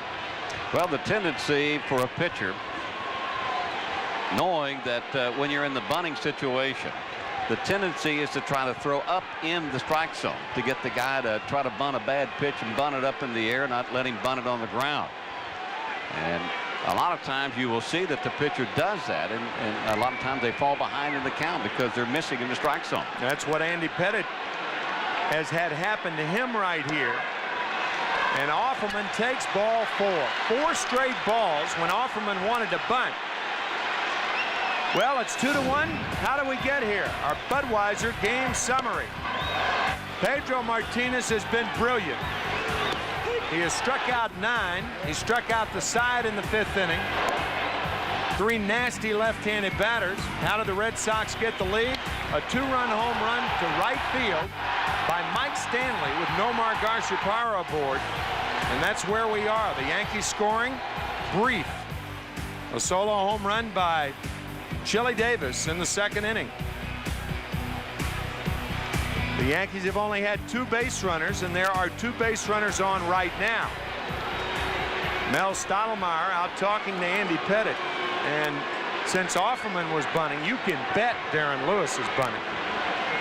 Well, if they bunt Darren Lewis, no doubt they will walk Garciaparra and probably bring in a right-hander to face Mike Stanley. Now that'll be up to Jimmy Williams to see what he wants to do with Mike Stanley. Because Reggie Jefferson, the left-handed part of that platoon, is on deck. See how the Yankees play it. Good bunt. Girardi goes to third, safe at third. So Joe Girardi going to third, and beating the play was Wilton Veras. Well, we'll take a look at it from way up top here at Yankee Stadium, up above home plate. You can see Girardi quickly off with the mask and out there. The play's in front of him, and it appeared at that point that he had a good chance to throw out the runner at third base. For some reason or another, he lost his footing. Let's see if we can see it. He lost his footing, and he threw the ball into the ground. Yeah, that's really a poor choice. You got to take the sure out. Don't you think, Bobby? Because now you're going to walk Garciaparra, and now you've got Garciaparra hitting with the bases loaded. That is a poor choice by Joe Girardi, the way I see it. Not only that, Jose Offerman wants to bunt. Andy Pettitte walks him on 4 straight pitches. Darren Lewis does bunt, and now the Yankees in a ton of trouble. And Joe Torre is forced to bring in the right-hander, probably Jeff Nelson. I know that Joe, with the play being in front of him, he just felt like he had a good shot of throwing that and forcing that runner at third. And then they would go from there. I don't think he was even thinking about, you know, walking Garciaparra and bringing in a right-hander. Yeah, but I mean, nevertheless, it's going to happen anyway. Yeah, I mean, he would, even on a good throw, he does not get Wilton Veras. Now, added, and in fairness, you don't know the speed of Veras, but Veras very quick getting to third base. The Yankees in a ton of trouble. We're in the 7th. Bases loaded, nobody out, Red Sox up. They're hopeful of that. You can get your tickets now by calling Ticketmaster at 212-307-1212 or at the Yankee Clubhouse stores and on the web at www.yankees.com. Well, you talked about the Yankees being up to their necks in water. Woo. With the bases loaded, and one of the premier hitters coming up with the bases loaded, and Garciaparra. So work and cut out for Jeff Nelson, and it won't be easy, even though Garciaparra 0 for 2 tonight. An inning that the Red Sox can blow it wide open.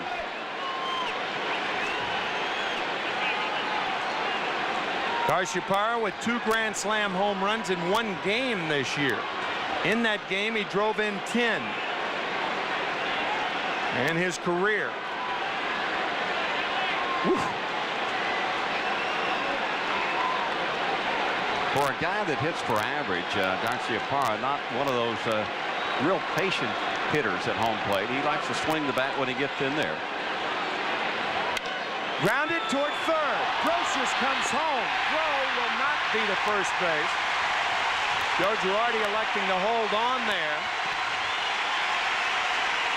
So Scott Brocious gets one out here, and that'll bring up Mike Stanley, the hitting star for both teams tonight. Big play there for the Yankees, and a nice play by Brocious.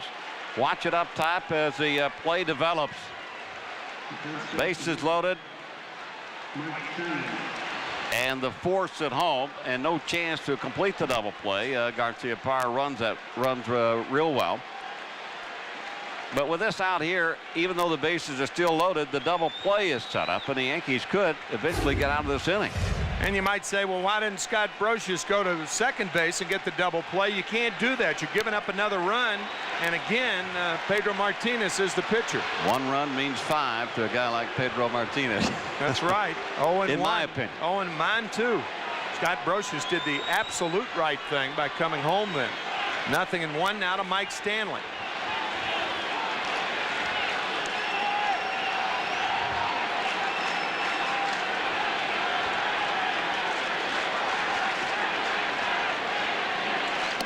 Good breaking ball by Nelson. 0-2 now to Stanley. Something the Yankees have out of their bullpen, in especially situations such as this. They have guys that can strike out hitters, and that's what they need is strikeouts sometimes when they're in this situation. Along with Nelson, Stanton. 1 ball, 2 strikes.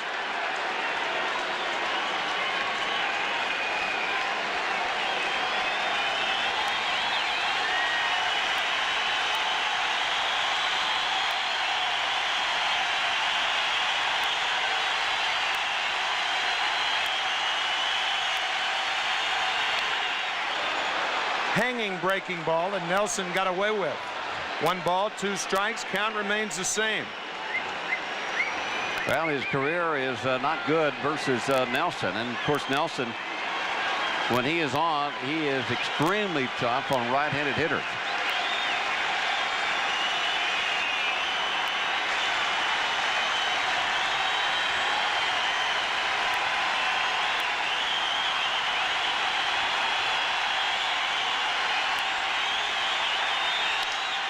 To Nelson, to Girardi, to Martinez. It's as easy as 1, 2, 3.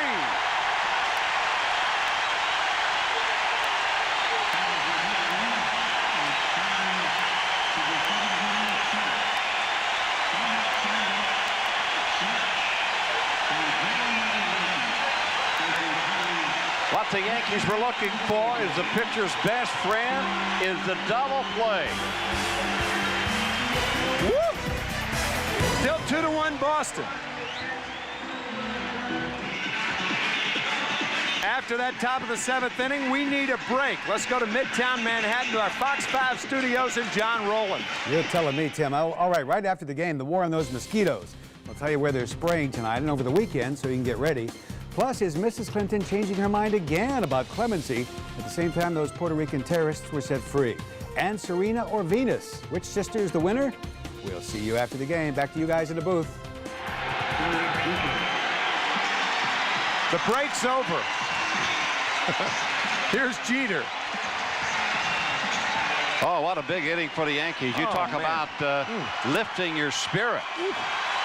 In that inning, and Nelson coming in to pick up Andy Pettitte in this New York Yankee ball club.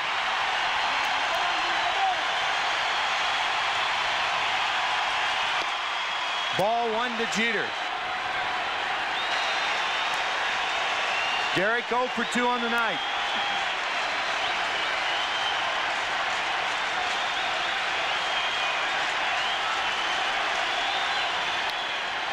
One and 1 to Derek. You know, you look at the season, there's only 21 games left for the Yankees after tonight's game. And then you look at Boston. They've got their best pitcher on the mound tonight, starting this 3-game series. It's a must game for Boston against the Yankees tonight. If they lose this game behind Pedro Martinez, what effect that will have on them, that'll be devastating, not only with the loss, but also their confidence will be destroyed. Oakland winning their game 5-0 down in Tampa Bay. 1-1 to Jeter. Good changeup. 1 ball, 2 strikes to Derek Jeter.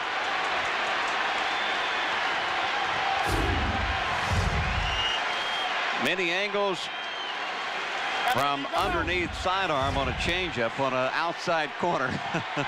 Wow. Up the ladder, Derek fouls it off. 1 ball, 2 strikes to Jeter. Now Derek striking out in the first inning, and he flew out in the 4th inning. He really hasn't had a good swing versus Martinez tonight. None of the Yankees have. They've only hit 2 balls hard. One a line out by Scott Brocious, and then Chili Davis's home run in the 2nd. Breaking ball is high, 2-2.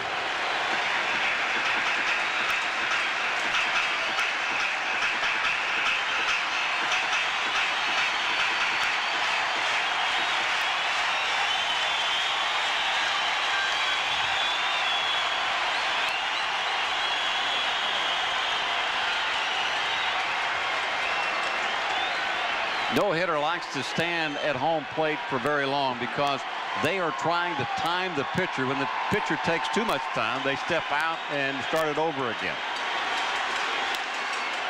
Punched foul, still 2-2 to Derek Jeter. With his 9 strikeouts tonight, Pedro Martinez with 266 on the year.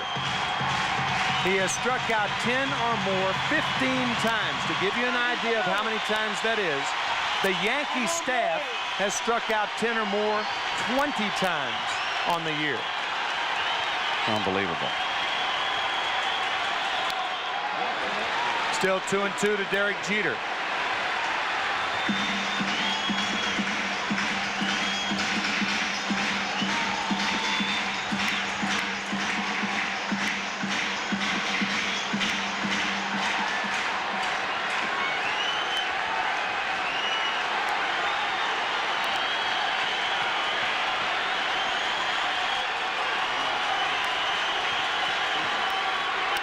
Way outside, full count, now to Jeter. If you try to compare Garciaparra and Derek Jeter as far as hitters are concerned, Jeter for sure is a more patient hitter at home plate.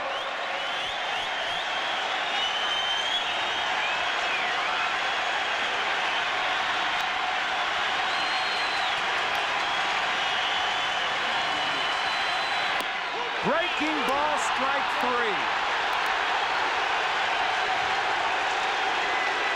10 strikeouts for Martinez. 16 times this year, 10 or more. Big strikeout for Pedro Martinez, but a big play for the Yankees. As Nelson turns it into a double play, the Yankees get out of that huge inning. In the top of the 7th inning, one more look at it. And you can see Nelly's reaction. And Pettit obviously very, very happy about that double play. Here's Paul O'Neill. Changeup, low, ball 1. 15 in a row. Check that, 14 in a row have been retired by Martinez since the Chili Davis home run. Well, the Yankees are certainly aware of Pedro Martinez and the battle that they were up against when this game started. Every run is a premium. Change up, fouled away, 1-1 to O'Neill. Jeter has yet to find the combination.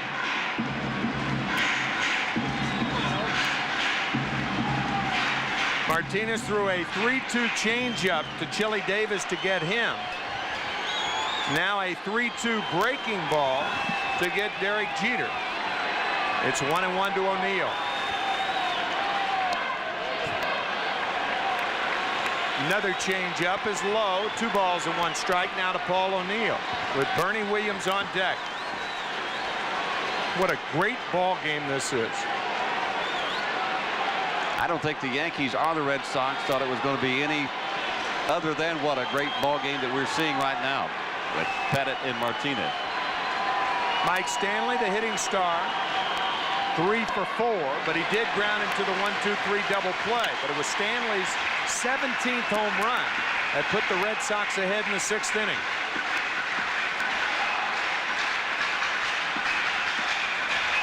3-1 now to Paul O'Neill with 1 out and nobody on. Red Sox on top 2-1 here in the 7th. You know, as long as I have been here with this Yankee organization, been a part of it, calling games, playing, that even though the pennant is not on the line, when the Red Sox and the Yankees get together to play a game, it's always exciting. You got about a third of the fans that are here from Boston. They come down from Fenway. And just like when the Yankees go up to Fenway, there's about a third of Yankee fans that go up there to cheer for their ball club.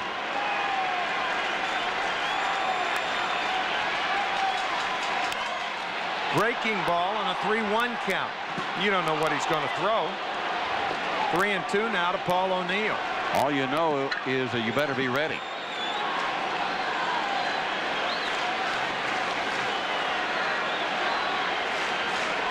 Bernie Williams on deck.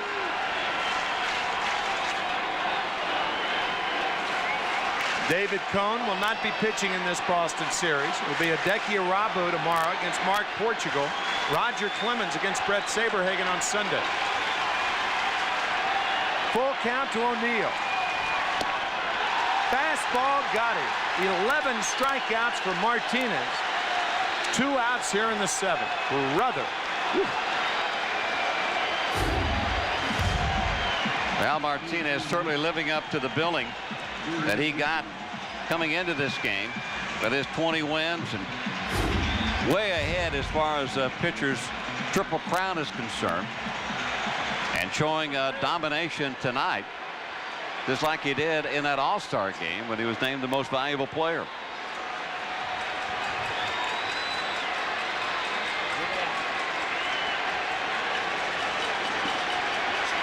Bernie Williams now. Strike 1 to Williams. Take a look at our General Motors trivia quiz. Who is the only pitcher to win the Cy Young Award in each league?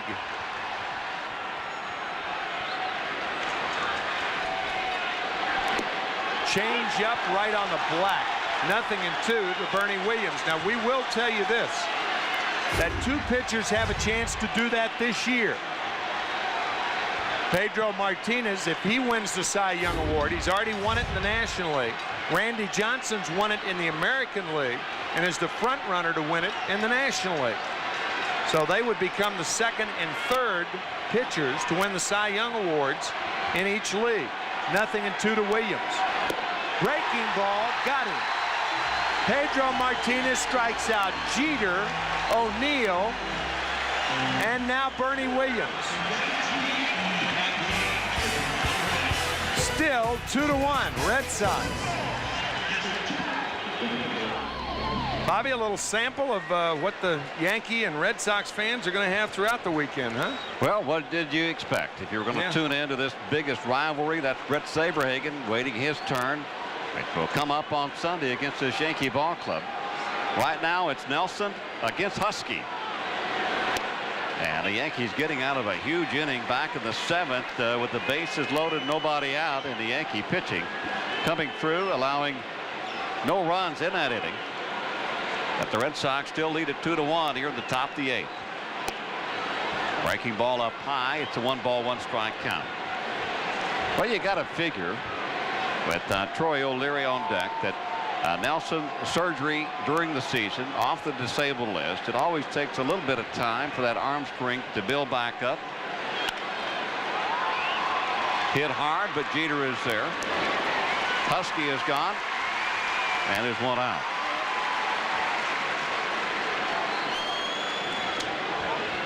Well, we talked about the trivia quiz brought to you by General Motors. Who is the only pitcher to win the Cy Young Award in each league? And the answer is Gaylord Perry. He took Greece to the National League, and he took Greece and had it in the American League. And you're not talking about the Broadway play either. I'm talking about lard. That slicky, slimy, slippery stuff. Ew. What a job done by Jeff Nelson tonight. So a pitching change here at Yankee Stadium, 1 out of the 8th, and we'll be back right after this. Job well done by Nelson, and Mike Stanton coming in here in the 8th. Well, that's the right-handed punch from the right side from Nelson. Now Joe Torre goes to his left-hander to try to punch a few out here, and he will face the left-handed batter Troy O'Leary. O'Leary 2 for 2, and those 2 hits came versus Andy Pettitte.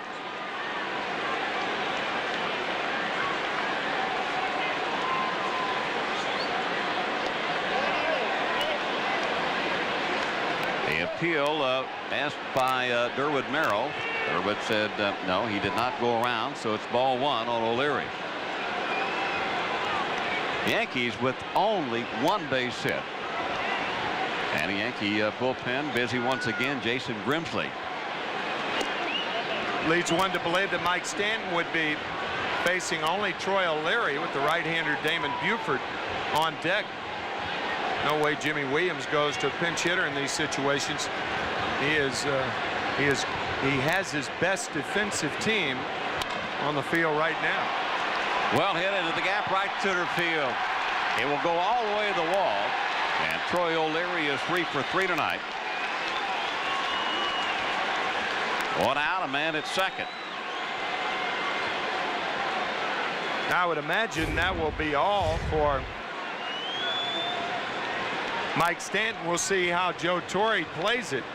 Troy O'Leary now 3 for 3. So Stanley with 3 hits.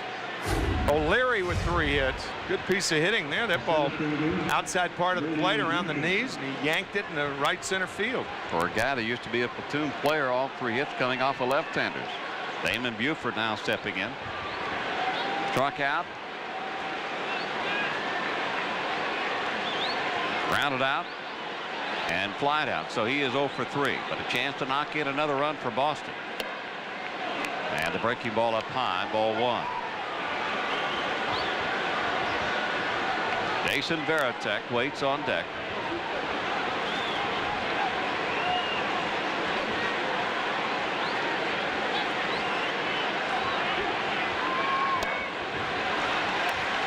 Bobby, I was reading that promo earlier in the inning promoting the Fox 5 game tomorrow in the zone starting at 12:30. And the reason I said arguably the fiercest rivalry in baseball, the St. Louis Cardinals and Chicago Cubs, a fierce rivalry. You had a piece of that when you played for the Cubs those 2 years. But I think what has happened because of the Sosa and McGuire home run races over the last couple of years, the Cardinals and the Cubs fans have mellowed toward one another. I don't think that would ever happen Yankees and Red Sox. I think that's the difference. But prior to last year, the way I saw it, the Cardinals-Cubs rivalry was at least as intense as the Yankees-Red Sox. But things have changed in Chicagoland and St. Louis land because of Mark McGuire and Sammy Sosa. Yeah, and the fact that they haven't, really been into the races in a long, long time, and now they've just focused their attention on the long ball and that race. Off-speed pitch swung on and missed, strike 3, so Buford is down and there's 2 men out.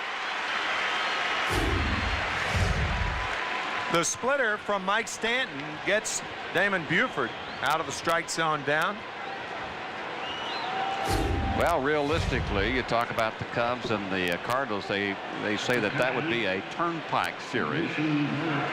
There is realistic expectations here in New York that there could be, for the first time, a subway series. Certainly the best time for that to happen since the inception of the Mets. The Mets are 3.5 games in front of the Cincinnati Reds in the wild card standing. Mets are the second best record in the National League. Varitek takes one in there for a call strike, and even though the token has gone up, it cost a little bit more for that subway series, nobody really cares. Do you have hard facts? What is the token now? About $1.50? About $1.50 as opposed to 15 cents or so? I don't know.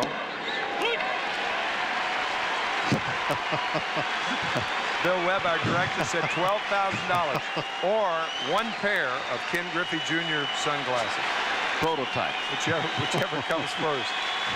Well, right now it's no balls, it's 2 strikes to Varitek. Veritek, of course, a switch hitter, gets a chance to bat right-handed. Popped him up. So the Yankees will get out of this inning with a man at second. Boston does not score. But it's not easy. Red Sox in front by 1, but Pedro still on the mound. MLB at Home is presented by Blue Emu Maximum Pain Relief. Works fast and you won't stink. The official pain relief cream of Major League Baseball. Yankees running out of time here in the bottom of the 8th, behind by 1 run. This copyrighted telecast is authorized under rights granted by the New York Yankees solely for the private non-commercial use of our audience. Any publication, reproduction, retransmission, or the use of the pictures, descriptions, and accounts of this game without the express written consent of the New York Yankees and WNYW Fox 5 is prohibited.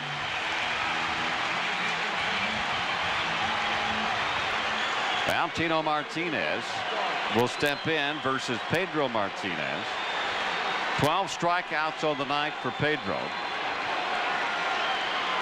Yankees with only 1 base hit, and did they make it count? It was a home run by Chili Davis back in the 2nd inning. And since that time, nobody has been on base.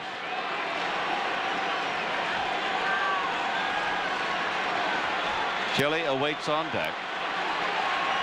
And Tino 1 for 2 tonight. Check that 0 for 2 with a strikeout. Now he is in front, 2 balls and no strikes. Tino looking for something to yank right here. He does get a board. Clay Bellinger will be the pinch runner in all probability. Or maybe for Chili Davis. Popped him up, got in on the hands. And in foul territory, Mike Stanley takes care of it. 1 gone. Well, let's take a look at some National League scores on our Continental scoreboard. Florida losing to Cincinnati 4-2.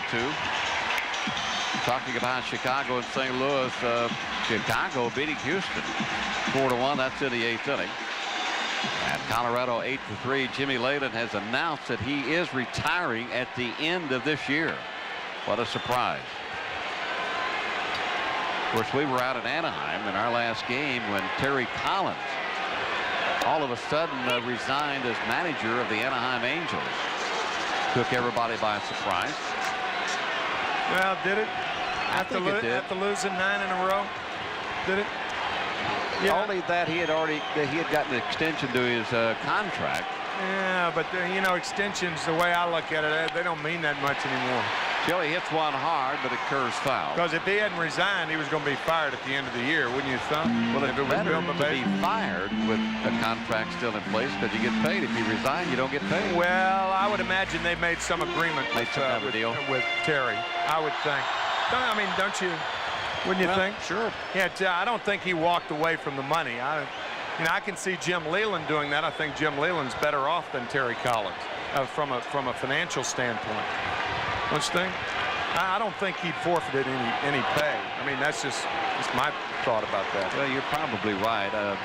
We heard part of the press conference for Terry Collins, and he said that, I tried to do everything I could. I tried to kick them in the butt. I tried to be nice to them. I tried to do this, do that. Nothing worked. Thought about it in Cleveland. I took to the streets, walked around a little bit, and decided it was the best thing to do. Chili couldn't hold up. Another strikeout for Martinez. 13 tonight. And the Yankees have 2 outs here in the 8th. A breaking ball to Chili Davis out of the strike zone, but you're right, Bobby. Chili could not hold up.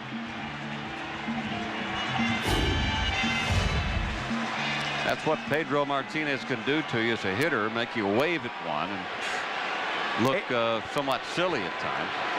18 in a row. He's now retired. And Leday has struck out his only 2 times up against Pedro. 9 hits for Boston, only 1 for the Yankees.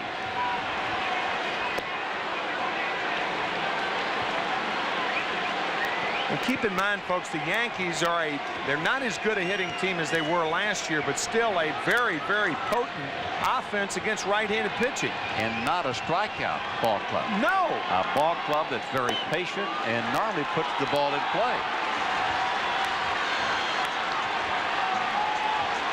What a resume this guy has. My gosh. Well, the anointed hero to replace Roger Clemens up in Boston. And he strikes out Leday for the 3rd time, and the 14th strikeout. And the K corner is certainly happy here at Yankee Stadium. Boston leads it 2-1. Excuse me, are you Johnny Bench? Yes. Would you mind signing this? Sure. And this. And this. And this. And this. Blue Emu, official partner of Major League Baseball.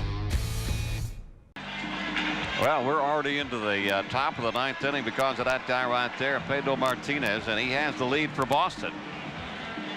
1 run the Yankees need to get at least to tie up this Red Sox ball club.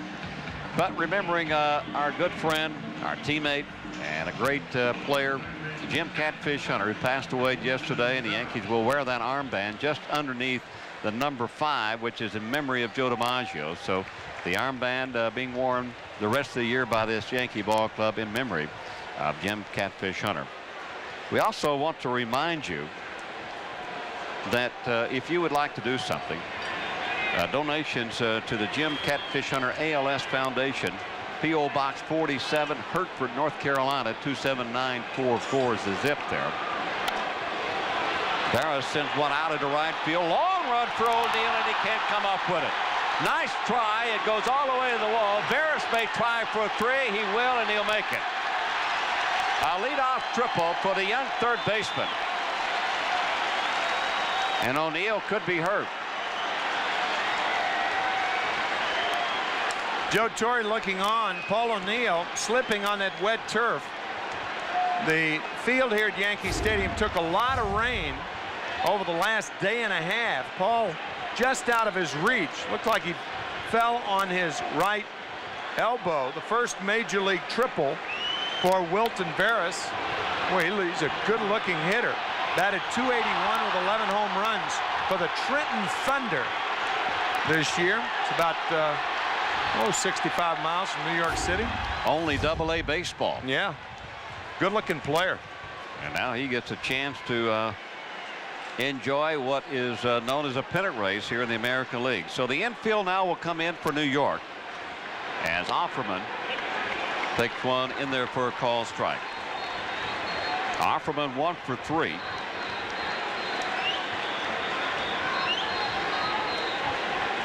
Yankees got out of 1 jam back in the 7th inning. Can they do it again here in the top of the 9th? Punched into right field, base hit. Barras will come on to score. Boston now leads it 3-1. Boy, you talk about serving a hit. Just kind of reached out and punched it. Now that's an infield drawn in hit right there. You don't have to do that much.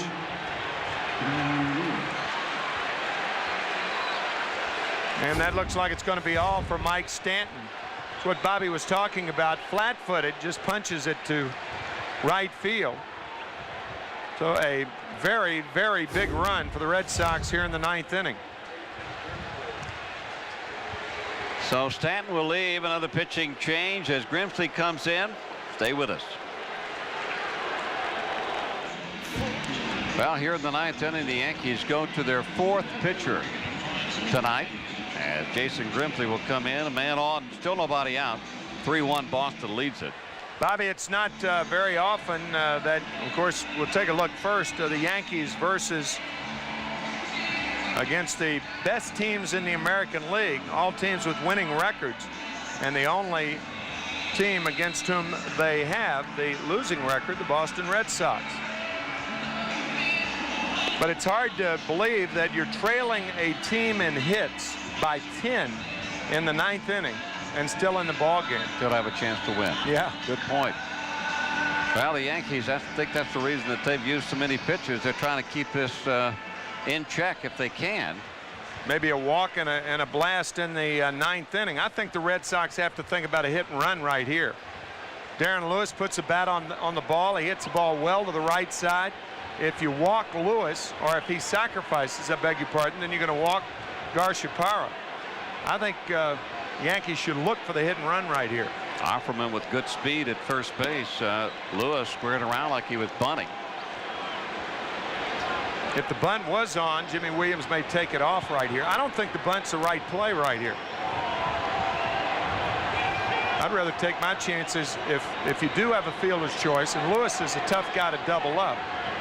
You got Garciaparra up there. You don't want to take the bat out of his hands. I think he played aggressively here. Well, you certainly have room to work with Pedro Martinez out of the mound and a 2-run lead. Sure. Take more chances. Yeah. He squared around again and pulled it back in time. Now it's 2 balls and no strikes. Well, Jimmy Williams is no stranger to good pitching, as he was the third base coach for Bobby Cox and those Atlanta Braves for many, many years before taking over this job.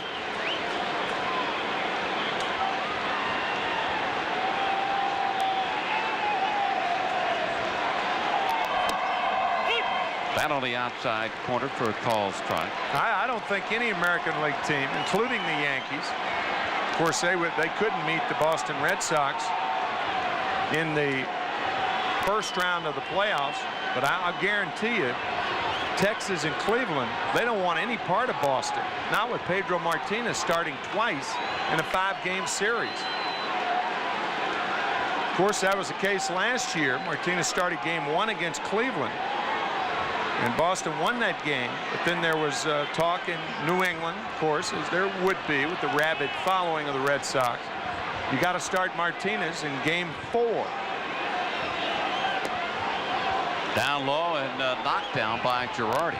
Jimmy Williams said, "That's not what I'm going to do." He said it very calmly and firmly. He started Pete Schurig in game 4 against Cleveland. Schurig pitched 5 2/3 inning of shutout ball, and Martinez never had a chance to pitch game 5 because Cleveland won it. Big David Justice double in the 8th inning against Tom Gordon. Yeah, really somewhat of a, after Pedro Martinez, somewhat of a question mark for the rest of the starters on this staff. I mean, you got Saberhagen, but you don't know how healthy he really is. Right, right. This could be 2. Not slow roller, and so Jeter's only play is to throw out the runner at first base as Offerman moves into second.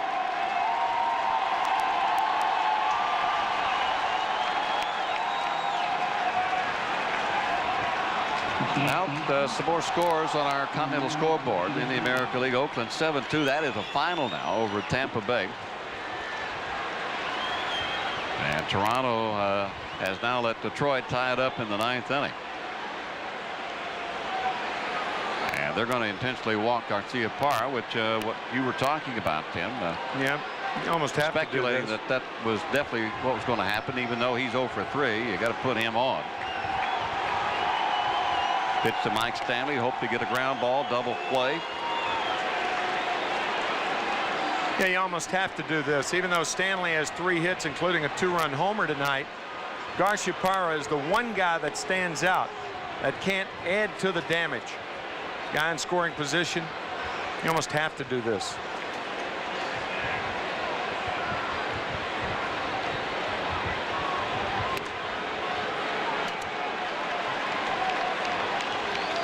So Garciaparra will move down to first base. That'll set up the double play. But of course, the guy coming to the plate now is Mike Stanley. He has done big damage to New York. 2-run home run tonight, his 17th of the year. And coming back in the 6th inning, he is 3 for 4. He's got a single, a double, and a home run. If he could somehow triple here, he'd have a cycle. He's not going to hit a triple. Well, let me just check out how many triples he's hit. 0. Okay, thank you.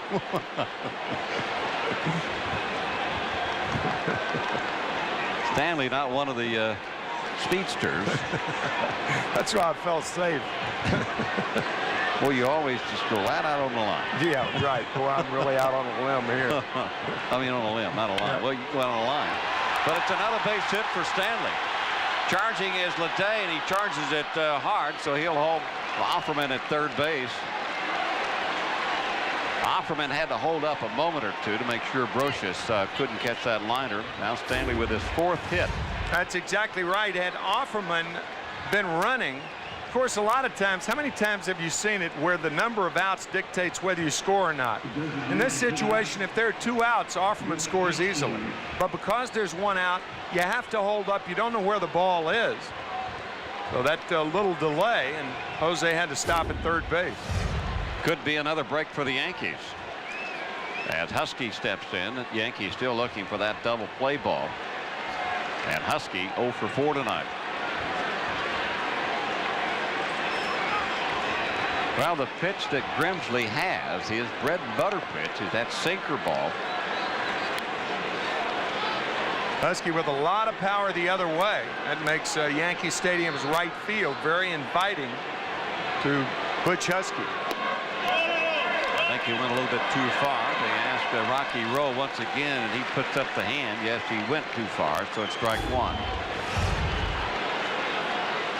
Big, strong power hitters have a tendency to check swing through the strike zone more than contact hitters. They have to start it earlier.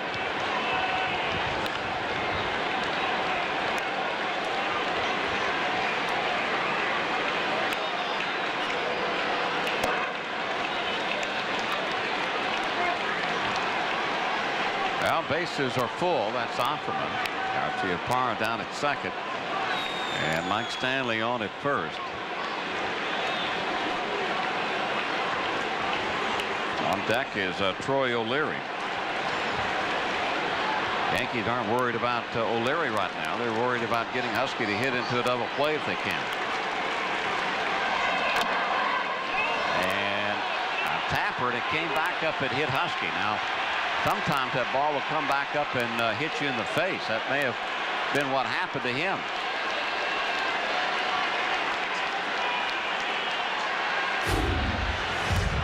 Well, let's see where it hit Butch. Looked like it hit the plate and came up and hit him. Oh boy, right in perhaps in the Adam's apple. Yeah. Boy, you could tell that he was hit in the throat. He immediately goes down. Man, oh, right on the chin he's pointing now. Yeah, well, that's all right. I'll tell you, direct shots to the Adam's apple are frightening. I had one in 1979. It does not appear that that Butch hit the Adam's apple. That's what you really worry about. Take one more listen to it. This is Natural Speed.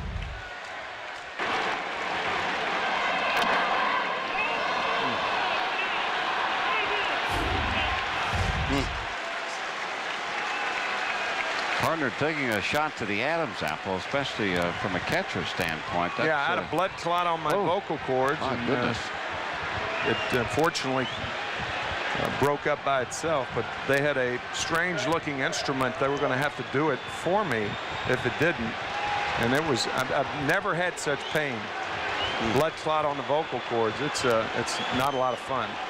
Well, Husky appears to be all right. The blow on the chin, not right in the Adam's apple.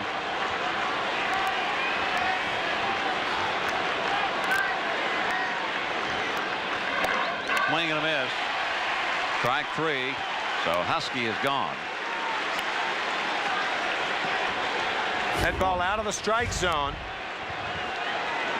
We're really diving out of the plate, or below the knees, on the plate actually. I don't think Grimsley threw anything above the knees. No, I don't think he threw a strike in that at bat. Yeah. That's a good point. Yeah. Even though Husky is gone, that brings up Troy O'Leary, the left-handed batter. He's 3 for 3. If the sinker is really sinky, you're just as effective against the left-hander as you are against the right-hander. Get him to swing over it like that, or try to pull a ball that's going down and away and hit it on the ground, beat into the ground towards home plate. If you're a hitter against a guy like Grimsley, you just have to raise your sights a little bit. And look to hit the ball the opposite way.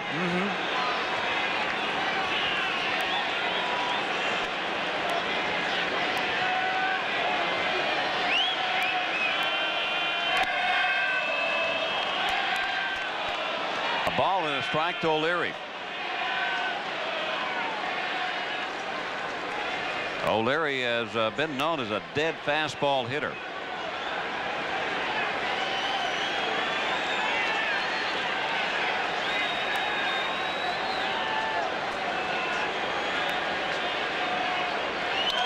Hits it hard, and Knobloch is there, though.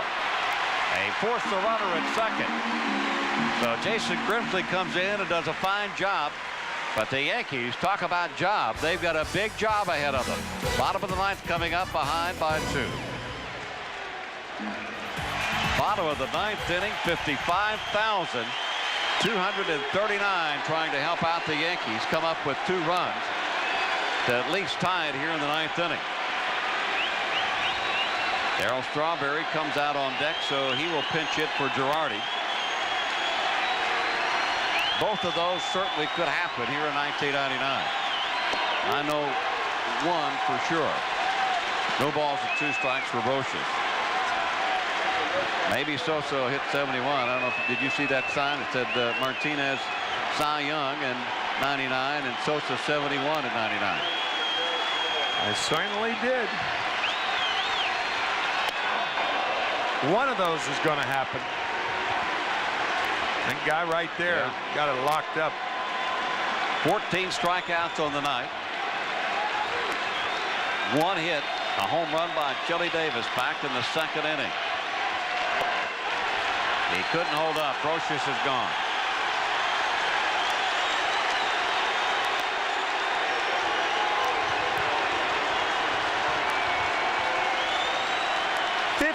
Strikeouts for the 6th time this year. The last guy to do that, to strike out 15 or more 6 times in a season, Nolan Ryan back in 1974. Dominating. Man. Big hand is for Darryl Strawberry. Strawman with a monstrous home run in Anaheim.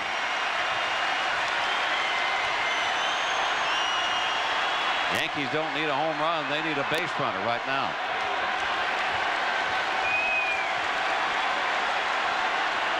In Strawberry's last game, he was 2 for 3.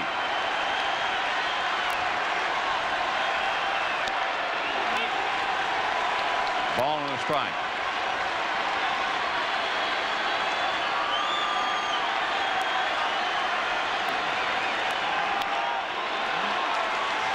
You talk about difficult, sitting on the bench for almost 3 hours and then having to pinch hit in the 9th inning against a guy like Martinez. Yeah, wow. And then hammering one off your left knee.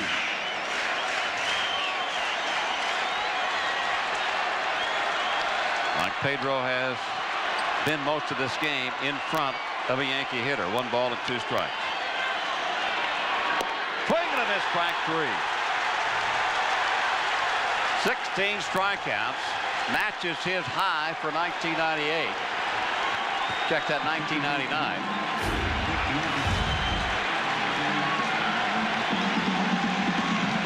There have been 2 dominating pitching performances at Yankee Stadium this year.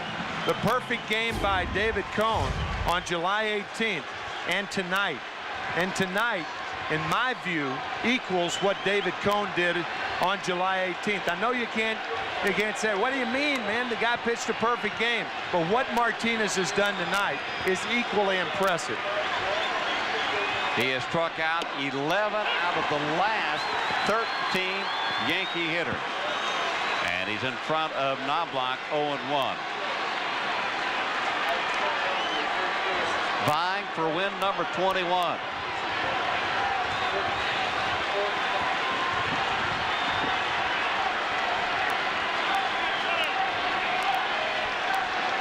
Two outs for New York here in the bottom of the ninth. Man, has this been impressive.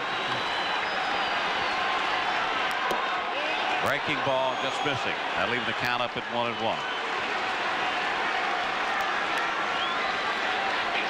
Jimmy Williams, the skipper. Bernie Williams on the other side, contemplating on what has happened to this ball club tonight.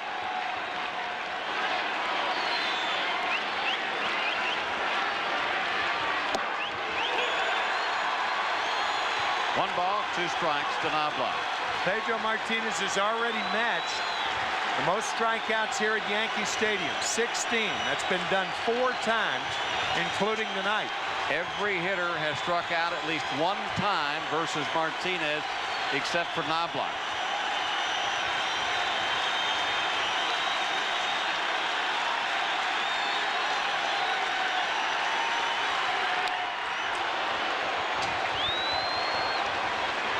That little check swing will wake up the press. I'd like to correct what I just said. Ron Guidry did have 18 strikeouts here. I just caught the last part of the PA announcer saying, or Rick Cerrone, I guess, saying over the PA address, public address, PA address. No such thing, is it? PA address. PA no, system. Forget about it. Yeah, system. So that's the 2nd most here at Yankee Stadium. Another strikeout, and that will create a high for Pedro Martinez with 17 strikeouts. In 1999. You talk about domination. He allowed only 1 base hit, a home run by Chili Davis in the 2nd inning, and from that point on, he got mad. 22 in a row retired to finish the game. 22 in a row to win his 21st. He struck out 12 of the last 15 batters the Yankees sent to home plate. Boy, even David Cohn, you can see that look of, man, that was something. Starting pitcher, announcers, fans, you got to love what you saw here tonight as Chuck Knobloch goes for the high fastball. Strikeout number 17 for Pedro Martinez.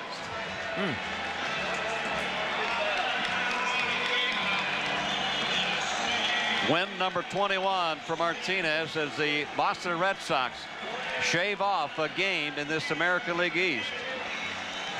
They're now behind the Yankees 5.5 with this win tonight. Let's take a look at tonight's red-hot connection, which occurred in the 7th inning. We talked about the strikeouts. You talk about impressive. Jeter there on the breaking ball. O'Neill on the fastball. And Bernie Williams on the breaking balls. He struck out the side. Woo. Tonight, I'm glad I didn't have a bat in my hand. Only a microphone. Me too. Well, once again, the final score, the Red Sox defeating the Yankees 3-1.